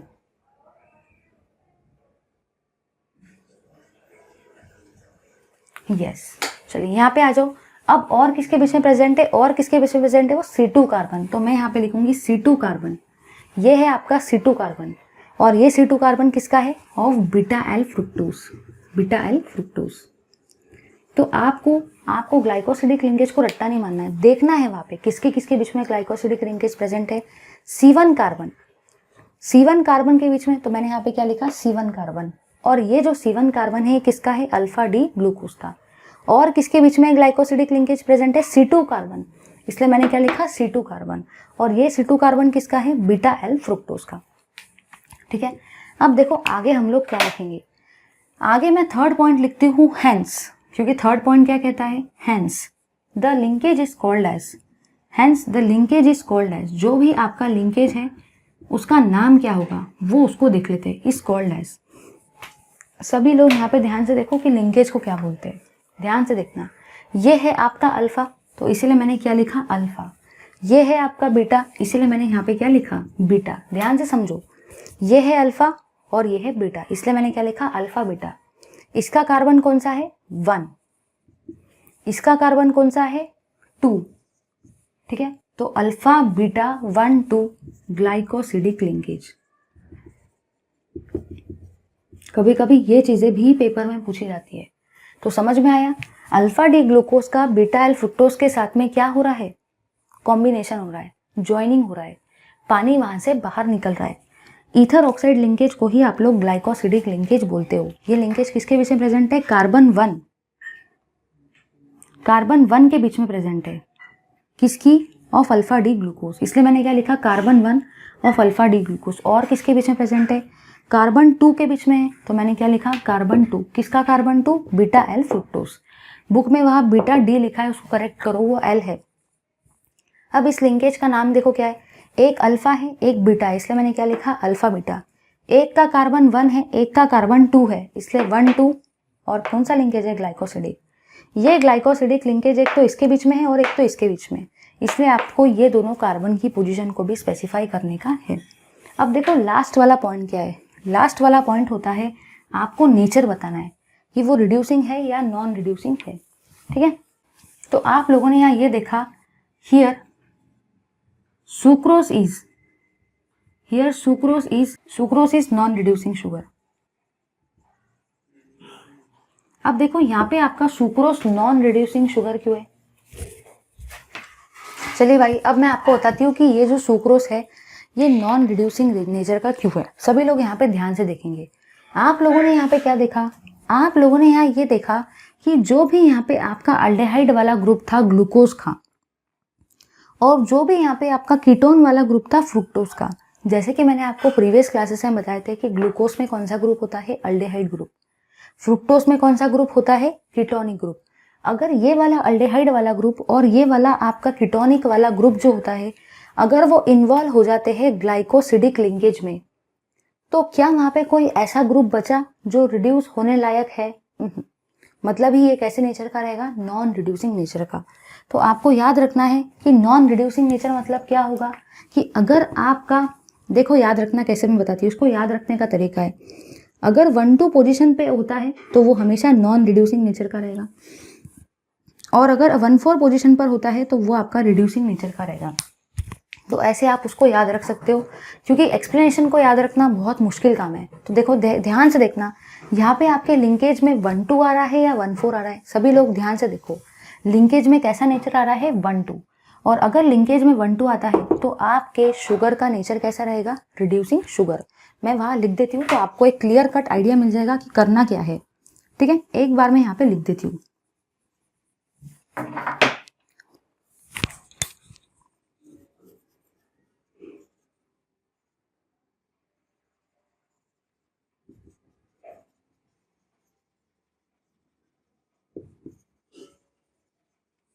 अब देखो रिड्यूसिंग शुगर किसके किसके केस में रहेगा, अगर आपके ग्लाइकोसिडिक लिंकेज में, अगर आपके ग्लाइकोसिडिक लिंकेज जो है उसमें 1-4 आता है, 1-4, तो आपका जो भी डाइसैकेराइड है उसका नेचर कैसा रहेगा, रिड्यूसिंग। लेकिन अगर आपके ग्लाइकोसिडिक लिंकेज में, अगर आपके ग्लाइकोसिडिक लिंकेज में 1-2 आता है तो आपका जो भी डाइसैकेराइड रहेगा उसका नेचर कैसा रहेगा, नॉन रिड्यूसिंग शुगर। अब जरा यहाँ पे ध्यान से देखो, ध्यान से, यहाँ पे आपके सुक्रोस में जो लिंकेज है वो कैसे नेचर का है, यहाँ पे आपके सुक्रोस में लिंकेज कैसा है, 1-2 लिंकेज है। तो 1-2 लिंकेज अगर आता है तो वो कौन से नेचर का रहेगा, नॉन रिड्यूसिंग। इसलिए यहाँ पे ये कौन से नेचर का है, नॉन रिड्यूसिंग शुगर है। यहाँ पे ये आपने नहीं बताया नॉन रिड्यूसिंग है, रिड्यूसिंग है, इसका रीजन दिया नहीं दिया कोई फर्क नहीं पड़ता है, सिर्फ आपको बराबर बताते आना चाहिए कि वो नॉन रिड्यूसिंग है, रिड्यूसिंग है। क्योंकि यहाँ से भी पेपर में एक MCQ टाइप का क्वेश्चन आ सकता है कि सुक्रोस नॉन रिड्यूसिंग शुगर है या रिड्यूसिंग शुगर है। तो याद रखना कि सुक्रोस में 1-2 लिंकेज आता है ना। 1-2 लिंकेज किसका पार्ट है, नॉन रिड्यूसिंग शुगर का। तो ये आपका नॉन रिड्यूसिंग शुगर है। अब उसका रीजन सुन लो क्या होता है, पेपर में रीजन नहीं बताना है, सिर्फ सुन लो। अगर आपका फर्स्ट पोजीशन का अल्डेहाइड वाला ग्रुप ग्लूकोज का और आपका second position ketonic group fructose का, अगर वो इन्वॉल्व हो जाते हैं ग्लाइकोसिडिक लिंकेज में, तो वो आपके एक्टिव नहीं रहते हैं रिड्यूस होने के लिए, इसलिए आप उसको क्या बोलते हो, नॉन रिड्यूसिंग शुगर। अब ये रीजन लिखने का कोई जरूरत नहीं है, सिर्फ आप ऐसे इसको याद रखो, अगर 1-2 लिंकेज है तो नॉन रिड्यूसिंग शुगर। ठीक है, तो पहला पॉइंट मैंने क्या बताया कि सुक्रोज 2 चीजों से बनता है, अल्फा डी ग्लूकोज और beta L fructose. Second point आपको क्या याद रखना है कि जो भी आपका यहाँ पे ग्लाइकोसिडिक लिंकेज है वो किसको किसके बीच में प्रेजेंट है, carbon 1 of alpha D glucose and carbon 2 of beta L fructose, उनके बीच में प्रेजेंट है। फिर थर्ड पॉइंट क्या लिखना है, hence the linkage is called as, तो लिंकेज का नाम क्या है, अल्फा बीटा, तो इसलिए अल्फा बीटा। कार्बन 1 और कार्बन 2 के बीच में इसलिए 1-2, और ये जो इथर ऑक्साइड लिंकेज इसका नाम क्या है, ग्लाइकोसिडिक लिंकेज। अब इसमें 1-2 आ रहा है, और 1-2 मतलब कैसे नेचर का, नॉन रिड्यूसिंग नेचर का। तो जल्दी से इस पार्ट का स्क्रीनशॉट लो। अगर पेपर में सुक्रोज 3 मार्क के लिए आता है तो ये डायग्राम भी देना है और ये भी आपको देने का है, जल्दी से स्क्रीनशॉट लो। अब देखो बुक में है ना 2 टाइप के सुक्रोज के आपको हॉवर्थ प्रोजेक्शन फॉर्मूला दिया है। पेज नंबर 305 पे देखते हो तो 2 टाइप के स्ट्रक्चर दिए, आपको यही वाले टाइप का स्ट्रक्चर ड्रॉ करना है। ये टाइप के स्ट्रक्चर को जो राइट हैंड साइड में ना उसको मत करो। देखो रीजन क्या है, रीजन ये है कि अगर आप लोग ये वाला स्ट्रक्चर ड्रॉ करते हो तो ये बहुत ज़्यादा कंफ्यूजिंग है। इसमें उन्होंने पोजीशन को ही पलट दिया। अब पोजीशन को पलटने से क्या हो रहा है ना, स्ट्रक्चर सही है बट पोजीशन को पलटने से ये अगर स्ट्रक्चर आप राइट साइड वाला ड्रॉ करते हो तो आपके 100% पेपर में मिस्टेक होने के चांसेस है और मार्क्स कुछ भी नहीं मिलेंगे। स्ट्रक्चर अगर गलत लिखेंगे तो इन्फॉर्मेशन तो गलत ही लिखेंगे ना, उसको देखकर जो इंटरप्रेट करेंगे तो आपका पूरा 3 मार्क्स चले जाएगा। तो मेरी आप सबसे रिक्वेस्ट है, मैं जनरली मेरे सारे स्टूडेंट्स को यही बोलती हूँ कि ये वाला जो राइट साइड वाला स्ट्रक्चर है उसको मत ही लिखो, यही वाले स्ट्रक्चर को लिखो। मतलब जो स्ट्रक्चर मैंने ड्रॉ किया ना वही वाले स्ट्रक्चर को आप लिखो। ठीक है, लो इस पार्ट का स्क्रीनशॉट। अब अपन लोग देखते हैं आपका Haworth projection formula of maltose, क्योंकि सुक्रोज तो हो गया है तो सेकंड डाइसैकेराइड क्या है, माल्टोस है। चलिए देखते हैं उसको। चलिए भाई, अब हम लोग देख रहे हैं Haworth projection formula of maltose. तो अभी हम लोग देख रहे हैं कि कैसे क्या आप लोग माल्टोस का हावर्थ प्रोजेक्शन फॉर्मूला ड्रॉ करेंगे। तो सेकंड वाला जो डाइसैकेराइड है after the sucrose that we are going to discuss today, वो है आपका माल्टोस। तो चलिए गाइस, ज़्यादा टाइम वेस्ट किए बिना देखते हैं हम लोग हमारे डाइसैकेराइड माल्टोस को और उससे रिलेटेड कुछ प्रॉपर्टीज़ को और फाइनली उसके हावर्थ प्रोजेक्शन फॉर्मूले को भी। तो चलिए देखते हैं। हम लोगों को ज़्यादा टेंशन नहीं लेना है, सिर्फ और सिर्फ यही पॉइंट्स को देख के एज इट इज़ ये करने का है, ठीक है। तो फर्स्ट पॉइंट देखो, आप लोग क्या लिखेंगे, इट इज़ ए डाइसैकेराइड। तो आप लोग क्या लिखेंगे, maltose. Maltose is a disaccharide. सबसे पहला पॉइंट आपको एज इट इज़ जो मैंने फ्रेम बताया ना वैसे लिखना है। It is a disaccharide made up of, ठीक है, made up of 2 units of alpha D glucose. मतलब आप ऐसे लिखेंगे कि it is a disaccharide made up of 2 units of alpha D glucose, या तो आप इसको ऐसा भी लिख सकते, made up of alpha D glucose, ऐसे भी लिख सकते हो, alpha D glucose and alpha D glucose, ठीक है। तो आपको यहाँ पे क्या याद रखना है, आपको यहाँ पे ये याद रखना है कि जैसे आपका सुक्रोज 2 चीजों से बना हुआ था, ग्लूकोज और फ्रुक्टोज से, वैसे आपका माल्टोज भी 2 चीजों से बना हुआ है, ग्लूकोज और ग्लूकोज से। याद रखना है, सुक्रोज कौन से 2 चीजों से बना था, ग्लूकोज और फ्रुक्टोज, और आपका जो माल्टोज है वो कौन से 2 चीजों से बना है, ग्लूकोज और ग्लूकोज से, ठीक है। तो पहला पॉइंट ये है कि माल्टोज एक ऐसा डाइसैकेराइड है जो आपके 2 चीजों से बना हुआ है, ग्लूकोज और glucose, alpha D glucose and alpha D glucose, ठीक है। चलिए अब सेकेंड पॉइंट डिस्कस करते हैं, the glycosidic linkage is present between. तो आपका सेकेंड पॉइंट क्या रहेगा कि जो भी आपका ग्लाइकोसिडिक लिंकेज है, जो भी आपका ग्लाइकोसिडिक लिंकेज है इज प्रेजेंट बिटवीन। तो अभी हम लोग देखने वाले हैं कि ग्लाइकोसिडिक लिंकेज जो है वो किसके किसके बीच में आपका प्रेजेंट है। तो उसके लिए अपन को क्या करना पड़ेगा, उसके लिए आप लोगों को स्ट्रक्चर को ड्रॉ करना पड़ेगा। अगर स्ट्रक्चर ड्रॉ नहीं करेंगे तो कैसे बताएंगे, ठीक है। तो चलिए हम लोग ड्रॉ करते हैं सारे के सारे आपका Haworth projection formula of maltose. तो किसके किसके बीच में ड्रॉ करना है, ग्लूकोज और ग्लूकोज के बीच में। तो चलिए देखते हैं ग्लूकोज और ग्लूकोज के बीच में।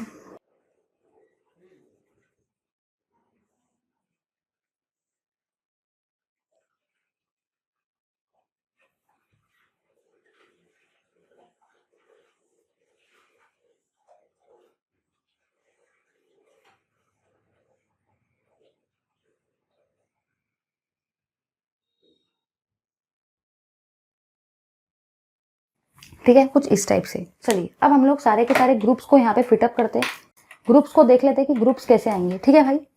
ये भी है आपका अल्फा डी ग्लूकोज और ये भी क्या है, ये भी आपका अल्फा डी ग्लूकोज ही है, ये भी अल्फा डी ग्लूकोज ही है, और ये भी आपका क्या है, ये भी आपका अल्फा डी ग्लूकोज ही है। अब मैंने यहाँ पे 2 बार अल्फा डी ग्लूकोज क्यों ड्रॉ किए, क्योंकि माल्टोज जो होता है वो 2 टाइप के मोनोसैकेराइड से बनता है। कौन से, alpha D glucose and alpha D glucose.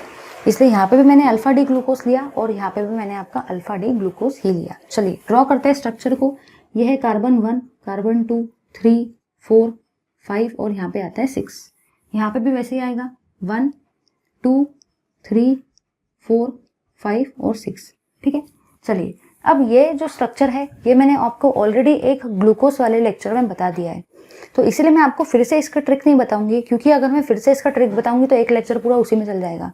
तो मैंने इसके पहले वाला लेक्चर और उसके पहले वाले लेक्चर में ग्लूकोज का स्ट्रक्चर सिखाया था, उसके बाद में वाले लेक्चर में फ्रुक्टोज का सिखाया था। तो अभी अपन वो वाले ग्लूकोज का यूज कर रहे हैं। सभी लोग वो लेक्चर्स को देखो, उसके बाद ही कंटिन्यू करना, अदरवाइज समझ में नहीं आएगा। चलिए ड्रॉ करते हैं उस चीज को।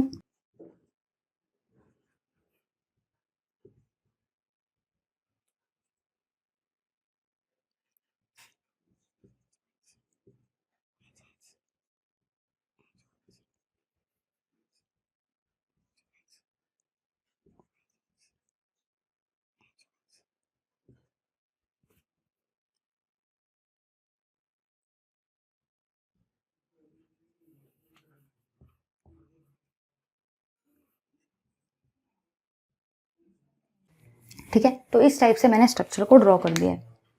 ठीक है, चलिए अब हम लोग समझते हैं इस चीज़ को कि यहाँ पे एक्चुअली हो क्या रहा है। सभी लोग यहाँ पे ध्यान से देखेंगे।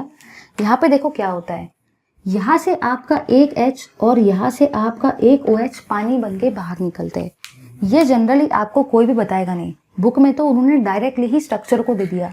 उनको आप लोगों से कोई लेना देना ही नहीं है कि आपको समझा या नहीं समझा, लेकिन मैं आपको लाइव एग्जाम्पल लेके इसको प्रेजेंट करवा के दिखा रही हूँ कि कैसे क्या होता है। ज़रा ध्यान से इस चीज़ को समझो। यहाँ से आपका H और यहाँ से आपका OH निकल रहा है। ज़रूरी नहीं है कि यहाँ से H निकालना है, आप ऐसा भी कर सकते हो, यहाँ से आप H निकाल सकते हो और यहाँ से भी आप OH को निकाल सकते हो, कोई फ़र्क नहीं पड़ता। लेकिन आपको हमेशा बाहर क्या निकालना है, H2O को, मतलब ही वाटर को बाहर निकालना है। यहाँ से H, यहाँ से OH, या तो आप ऐसा भी कर सकते हैं, यहाँ से H, यहाँ से OH, मतलब ही आपका यहाँ से क्या बाहर निकल रहा है, H2O। अब देखो ध्यान से, अगर यहाँ से आपका OH निकलता है, यहाँ से आपका H निकलता है, तो यहाँ से H निकल गया, यहाँ से आपका OH निकल गया, तो यहाँ पे बचा क्या, यहाँ पे आपका सिर्फ और सिर्फ ऑक्सीजन बचता है। तो देखो वो ऑक्सीजन को मैं कैसे लिख रही हूँ, वो ऑक्सीजन को देखो मैंने ऐसा लिखा है, समझ में आया। यहाँ पे आपका OH था, यहाँ पे आपका OH था, यहाँ से मैंने किसको बाहर निकाला, H2O को बाहर निकाला, राइट। तो जब यहाँ से पानी बाहर निकलता है तो बचता क्या है, सिर्फ और सिर्फ ऑक्सीजन ही बचता है। तो ये वाला जो आपका लिंकेज है, ये लिंकेज का नाम क्या है, ये लिंकेज का नाम है आपका ग्लाइकोसिडिक लिंकेज। इस लिंकेज का नाम क्या है, इस लिंकेज का नाम है आपका ग्लाइकोसिडिक लिंकेज, मतलब ही ईथर ऑक्साइड लिंकेज। एक ऐसा लिंकेज जो दो कंपाउंड को जोड़ता है, ज्वाइन करता है with the help of oxygen atom, आप उसी को ग्लाइकोसिडिक लिंकेज बोलते हो। चलिए अब जरा यहाँ पे सभी लोग ध्यान से देखेंगे। अगर आप लोग ध्यान से देखते हो तो आप लोगों ने यहाँ पे क्या देखा कि आपका जो ग्लाइकोसिडिक लिंकेज है, देखो वो किसके किसके बीच में प्रेजेंट है, वो प्रेजेंट है यहाँ पे C1 कार्बन के बीच में, है ना। इसलिए मैं यहाँ पे क्या लिखूंगी, जरा ध्यान से देखो, C1 कार्बन। C1 कार्बन जो है ये किसका है, अल्फा डी ग्लूकोज का, ऑफ अल्फा डी ग्लूकोज। ठीक है, तो आप लोगों ने यहाँ क्या देखा कि जो भी आपका ग्लाइकोसिडिक लिंकेज है वो किसके बीच में प्रेजेंट है, C1 कार्बन, कार्बन नंबर 1। और किसका कार्बन नंबर 1, क्योंकि ये आपका ग्लाइकोसिडिक लिंकेज है भाई, ध्यान से देखो, ये ही आपका ग्लाइकोसिडिक लिंकेज है। तो ये किसके बीच में प्रेजेंट है, कार्बन 1 के बीच में, इसलिए मैंने क्या लिखा, कार्बन 1, किसका, अल्फा डी ग्लूकोज का, of alpha D glucose. And और किसके बीच में लिंकेज प्रेजेंट है, कार्बन 4, कार्बन 4 किसका है, ये कार्बन 4 अल्फा डी ग्लूकोज का ही।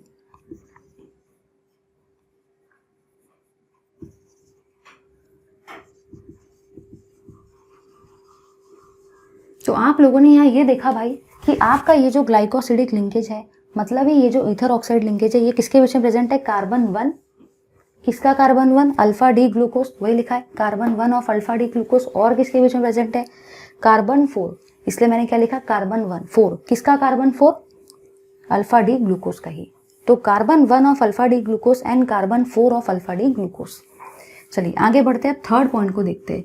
Hence the linkage is called as, क्योंकि थर्ड पॉइंट का फैशन कैसा है, hence the linkage is called as, तो वही लिखना है, hence the linkage is called as. अब देखो आप लिंकेज को किस नाम से पुकारते हो, जरा इधर देखेंगे, सभी लोग यहाँ पे एकदम ध्यान से देखेंगे। तो अगर आप लोग ध्यान से देखते हो तो आपको यहाँ ये समझ में आता है कि यहाँ पे भी आपका अल्फा ही है और यहाँ पे भी आपका अल्फा ही है। तो क्या आपको दो बार अल्फा लिखना पड़ेगा, नहीं। अगर आपने एक बार भी अल्फा लिखा तो आपका काम जम जाएगा, क्योंकि ये भी अल्फा ग्लूकोज ही है और ये भी अल्फा ग्लूकोज ही है, तो बार बार अल्फा लिखने की कोई ज़रूरत नहीं है, एक बार भी अल्फा लिखा तो काफ़ी है। अब ज़रा इधर देखो, यहाँ पे आपका कौन सा कार्बन है, कार्बन 1, इसलिए मैंने यहाँ 1 लिखा। यहाँ पे आपका कौन सा कार्बन है, कार्बन 4, इसलिए मैंने यहाँ 4 लिखा। ठीक है, और लिंकेज का नाम क्या होता है, लिंकेज का नाम होता है आपका ग्लाइकोसिडिक लिंकेज। तो समझ में आया, प्लीज इसको रट्टा मत मारो, समझने की कोशिश करो। ग्लाइकोसिडिक लिंकेज किसके बीच में प्रेजेंट है, carbon 1 of alpha D glucose, वही लिखा है, and carbon 4 of alpha D glucose. तो ग्लाइकोसिडिक लिंकेज का नाम क्या है, दोनों में अल्फा ही है, तो बार बार अल्फा नहीं लिखेंगे, एक ही बार अल्फा लिखेंगे। यहाँ पे कार्बन कौन सा है, 1, तो 1 लिखा। यहाँ पे कार्बन कौन सा है, 4, और ये लिंकेज का नाम क्या है, ग्लाइकोसिडिक लिंकेज। चलिए अब देखते हैं आपके इसके नेचर को, कि नेचर जो है वो रिड्यूसिंग है या नॉन रिड्यूसिंग है। तो आप लोगों ने यहाँ ये देखा कि here maltose is reducing sugar, maltose आपका रिड्यूसिंग शुगर है। अब दिमाग में क्वेश्चन आता है कि माल्टोज रिड्यूसिंग शुगर कैसे हुआ। तो समझो ज़रा, यहाँ पे आपकी जो लिंकेज आ रही है वो लिंकेज कौन सी लिंकेज है, 1,4 लिंकेज है। और अगर लिंकेज आपकी ग्लाइकोसिडिक 1,4 होती है तो वो कैसे नेचर का होता है, रिड्यूसिंग शुगर। यहाँ पे आपकी लिंकेज 1,4 है और अगर 1,4 लिंकेज आती है, ग्लाइकोसिडिक लिंकेज अगर 1,4 होती है तो आपका शुगर का नेचर कैसा रहेगा, रिड्यूसिंग शुगर। इसलिए मैंने यहाँ पे क्या लिखा, रिड्यूसिंग शुगर। अब इसका साइंटिफिक रीज़न सुनो कि ये एक्चुअली रिड्यूसिंग शुगर क्यों होता है।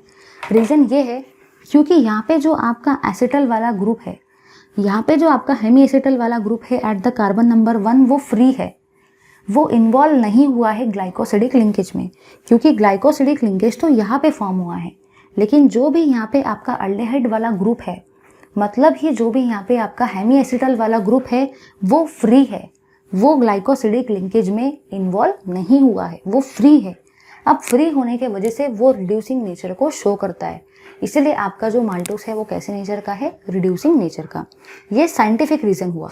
लेकिन याद रखने का तरीका कैसा है कि अगर 1,4 आता है तो 1,4 आपका रिड्यूसिंग नेचर का होता है।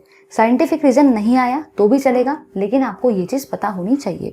ठीक है, तो एक बार अपन क्विकली रिवाइज कर लेते हैं। मैंने आपको यहाँ ये बताया कि माल्टोस आपका डाइसैकेराइड है जो 2 टाइप की चीज़ों से बना हुआ है, alpha D glucose and alpha D glucose. आपका यहाँ पे जो भी ग्लाइकोसिडिक लिंकेज है वो किसके बीच में प्रेजेंट है, carbon 1 of alpha D glucose and carbon 4 of alpha D glucose. ठीक है, ग्लाइकोसिडिक लिंकेज ही ईथर ऑक्साइड लिंकेज है। यहाँ पे 2 बार अल्फा आ रहा है, इसलिए मैंने एक ही बार अल्फा लिखा, बार बार लिखने की कोई ज़रूरत नहीं क्योंकि सेम ही है। यहाँ 1 है, यहाँ 4 है, इसलिए 1,4 आया। और ग्लाइकोसिडिक लिंकेज, माल्टोस एक रिड्यूसिंग शुगर है क्योंकि वहाँ पे लिंकेज का नाम कैसा है, 1,4। और 1,4 लिंकेज जो होती है ग्लाइकोसिडिक में वो रिड्यूसिंग नेचर की होती है। तो जल्दी से इस पार्ट का स्क्रीनशॉट लो। इसी के कंटिन्यूशन में मैं आपको लैक्टोज भी पढ़ा देती हूँ। चलिए भाई, अभी हम लोगों ने डाइसैकेराइड में सबसे पहले देखा आपके ग्लूकोज को, ठीक है, सॉरी सुक्रोज को। और सुक्रोज के बाद में हम लोगों ने क्या देखा, सुक्रोज के बाद में हम लोगों ने देखा आपके माल्टोज को। अब हम लोग माल्टोज के बाद में देख रहे हैं आपके थर्ड इंपॉर्टेंट डाइसैकेराइड को, जो कि आपका लास्ट टाइप है डाइसैकेराइड का आपके इस 12th स्टैंडर्ड के सिलेबस में, जिसका नाम है लैक्टोज। तो चलिए गाइस, ज़्यादा टाइम वेस्ट के बिना डिस्कस करते हैं अपने लैक्टोज को। तो अब मैं आपको डिस्कस करवा रही हूँ लैक्टोज, जो कि है आपका थर्ड टाइप का डाइसैकेराइड। तो आपको टेंशन बिल्कुल भी नहीं लेना है और याद रखना है कि इसी लैक्टोज को Haworth projection formula of lactose के नाम से भी पूछा जा सकता है। Haworth projection formula of lactose, इस नाम से भी इसको पूछा जा सकता है। तो आपको बस इतना ही याद रखना है कि जो भी आपका लैक्टोज होता है उसी को और कौन से नाम से पूछा जा सकता है, Haworth projection formula of lactose. चलिए देखते हैं। सबसे पहली और सबसे काम की चीज़, अगर मैं बात करती हूँ लैक्टोज की, तो आपको यही से स्टार्ट करना है। जैसे पॉइंट मैंने आपको बताया बिल्कुल आपको वैसा ही बताना है। आप क्या बोलेंगे, lactose, lactose is a disaccharide, lactose is a disaccharide. Lactose आपका डाइसैकेराइड है, मेड अप ऑफ, किससे किससे लैक्टोज बना है तो देख लेते हैं। मेड अप ऑफ, वो आपकी 2 चीज़ों से बना हुआ है। कौन सी 2 चीज़ों से? वो बना हुआ है आपका बीटा डी गैलेक्टोज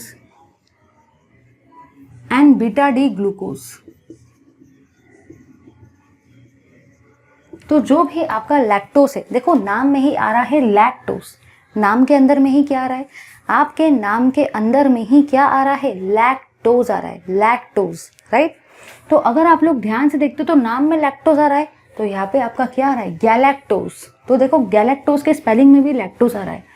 तो आप ऐसे याद रख सकते हो कि अगर आपको Haworth projection formula of galactose पूछा जाता है, सॉरी लैक्टोज पूछा जाता है, तो याद रखना कि लैक्टोज का स्पेलिंग क्या है, LACTOSC, और वही सेम स्पेलिंग आपके गैलेक्टोज में भी आता है। देखो ना, गैलेक्टोज। आपको हावर्थ प्रोजेक्शन फॉर्मूला लैक्टोज का ड्रॉ करना है, लेकिन आपके स्पेलिंग में क्या आ रहा है, गैलेक्टोज। तो ऐसे आप लोग याद रखो कि आपका जो भी हावर्थ प्रोजेक्शन फॉर्मूला है लैक्टोज का, उसमें 2 चीज़ें, कौन सी 2 चीज़ें, गैलेक्टोज एंड ग्लूकोज। तो हावर्थ प्रोजेक्शन फॉर्मूला जो लैक्टोज का बनता है वो 2 चीज़ों से बनता है, beta D galactose and beta D glucose. ठीक है, चलिए अब सेकंड पॉइंट की तरफ मूव करते हैं। सेकंड पॉइंट क्या कहता है, the glycosidic linkage is present between, बिल्कुल इसी फॉर्म में इसको आपको लिखना है। तो चलिए देखते हैं, the glycosidic linkage the glycosidic linkage is present between. तो चलिए देखते हैं कि आपका जो ग्लाइकोसिडिक लिंकेज है वो किसके किसके बीच में प्रेजेंट है। तो उससे पहले हम लोगों को बीटा डी गैलेक्टोज और बीटा डी ग्लूकोज का स्ट्रक्चर ड्रॉ करना पड़ेगा। तो चलिए हम लोग ड्रॉ करते हैं सारे के सारे स्ट्रक्चर बीटा डी गैलेक्टोज और बीटा डी ग्लूकोज का।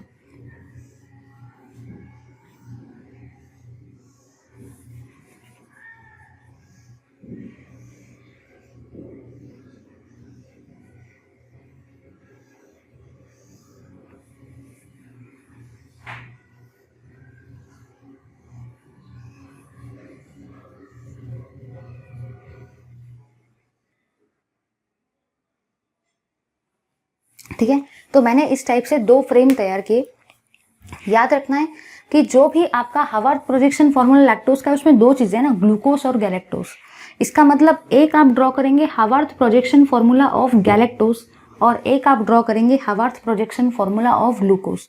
और जब ये दोनों स्ट्रक्चर को आप लोग कंबाइन करेंगे तो उससे आपका क्या बनेगा, Haworth projection formula of lactose. ठीक है, गैलेक्टोज प्लस ग्लूकोज से वो बनता है। ठीक है, तो ये वाला जो आपका स्ट्रक्चर रहेगा ना, ये वाला स्ट्रक्चर, इसका नाम क्या रहेगा, इसका नाम आपका रहेगा बीटा डी गैलेक्टोज। क्या नाम रहेगा, बीटा डी गैलेक्टोज। और इसका नाम क्या रहेगा, इसका नाम आपका रहेगा बीटा डी ग्लूकोज।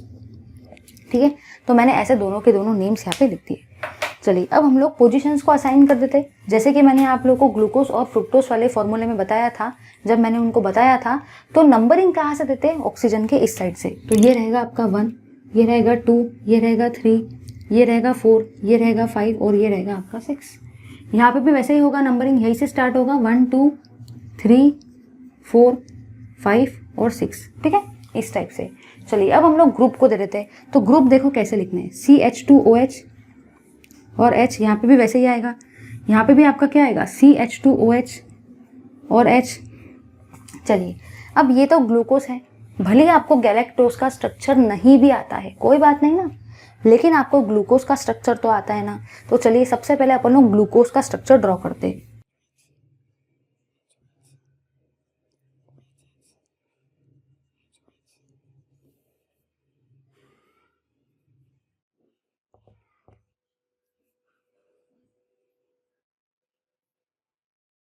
ठीक है, अब जरा याद रखना ये बीटा है, बीटा में OH कहाँ पे आता है, लेफ्ट में, और लेफ्ट वाला कहाँ पे जाता है, ऊपर, इसलिए यहाँ पे आपका OH कहाँ पे आया, ऊपर। ये स्ट्रक्चर तो देखो भाई मैं आपको अभी नहीं सिखा रही हूँ, क्योंकि अगर ये अभी स्ट्रक्चर अभी सिखाए कैसे बनाना है तो आपको जमेगा नहीं, इसलिए मैंने ये स्ट्रक्चर आपको पहले ही क्लासेस में पढ़ा दी। ग्लूकोज का एक क्लास में पढ़ाया था, सोचो 1 घंटे का पूरा एक क्लास सिर्फ मैंने आपको ग्लूकोज के ट्रिक्स को याद करवाने में लिया। 1 घंटे का एक क्लास सिर्फ और सिर्फ मैंने आपको फ्रुक्टोज के ट्रिक्स याद करवाने के लिए ही लिया।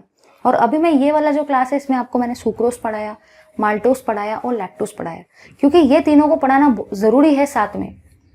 ऐसा नहीं कर सकते कि सुक्रोज और माल्टोज पहले पढ़ा दिया लैक्टोज बाद में, करके मैंने एक्सटेंड किया, क्योंकि लैक्टोज को मैं सेपरेटली नहीं पढ़ा सकती, उसके साथ में ही पढ़ाना पड़ता है, ये तीनों साथ में ही पढ़ाए जाते हैं। ठीक है, तो आपको याद रखना है। सबसे पहले मैंने ग्लूकोज का ड्रॉ कर लिया। अब दिमाग में क्वेश्चन आता है, अरे मैम ग्लूकोज का तो ड्रॉ कर लिया, लेकिन मैं क्या करूँ, मुझे तो लैक्टोज का स्ट्रक्चर ही ड्रॉ करते नहीं आता। ग्लूकोज मुझे आता है, अल्फा बीटा में दोनों बढ़िया तरीके से ड्रॉ कर लेता हूँ, फ्रुक्टोज भी मुझे आता है, अल्फा बीटा में बहुत बढ़िया तरीके से ड्रॉ कर लेता हूँ, लेकिन क्या बताऊँ, मुझे तो गैलेक्टोज का स्ट्रक्चर ही ड्रॉ करते नहीं आता। अब मैं कैसे करूँ, बताओ ना, कैसे करूँ मैं गैलेक्टोज का स्ट्रक्चर ड्रॉ, मुझे तो गैलेक्टोज का स्ट्रक्चर ही ड्रॉ करते नहीं आता। अरे अरे अरे अरे, जरा यहाँ पे देखो सारे के सारे, सभी लोग यहाँ पे ध्यान से देखना, सभी लोग यहाँ पे ध्यान से देखेंगे। फर्स्ट वाले कार्बन पे क्या है, ऊपर OH नीचे H, यहाँ पे भी वही आएगा, ऊपर OH नीचे H। सेकंड वाले पर कार्बन पे क्या है, ऊपर H नीचे OH, सेकंड वाले का भी एज इट इज देख के लिखना है। फर्स्ट कार्बन का एज इट इज देख के लिख दिया, सेकंड कार्बन का भी एज इट इज देख के लिखो, थर्ड कार्बन का भी एज इट इज देख के लिखेंगे, थर्ड कार्बन का भी आप लोग सारे के सारे एज इट इज देख के लिखेंगे। जरा ध्यान से देखो, जैसा ये था ना डुप्लीकेट ये वैसा है, सेकंड कार्बन का जैसा था डुप्लीकेट सेकंड का भी वैसा ही, थर्ड कार्बन का जैसा था डुप्लीकेट थर्ड कार्बन का भी वैसा ही, और फिफ्थ कार्बन का जैसा था डुप्लीकेट फिफ्थ कार्बन का भी वैसा ही है। लेकिन जरा ध्यान से देखो, जो भी आपका फोर्थ कार्बन है ना, फोर्थ कार्बन, उसका आपको उल्टा करना पड़ता है। ये है आपका फोर्थ कार्बन, दोनों का ये फोर्थ कार्बन है। जरा ध्यान से देखो, फोर्थ कार्बन में ऊपर क्या है, H। आपके ग्लूकोज में फोर्थ कार्बन में ऊपर क्या है, H। तो आपके गैलेक्टोस में 4th कार्बन में नीचे H आएगा। समझ में आया? मतलब पूरे के पूरे कार्बन का कॉन्फ़िगरेशन आपको सेम रखना है, सिर्फ आप लोग चेंज क्या करेंगे 4th कार्बन का।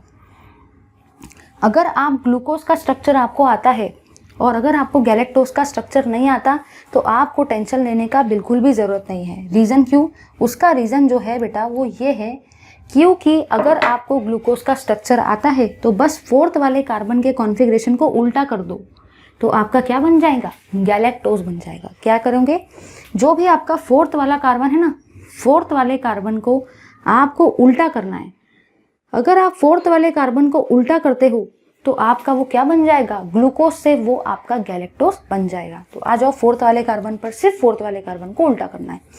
4th वाले कार्बन में ऊपर क्या है? H। 4th वाले कार्बन में ग्लूकोज में ऊपर क्या है? H। तो गैलेक्टोस में 4th वाले कार्बन में नीचे में क्या आएगा? H। 4th को उल्टा कर दो।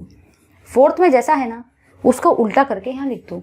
यहाँ ऊपर H है, यहाँ नीचे H है, यहाँ नीचे OH है, यहाँ पे ऊपर OH है।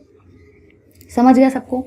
तो अब आप लोगों को आई होप सो सभी को ग्लूकोज से गैलेक्टोस एकदम बढ़िया तरीके से बनाते आ गया।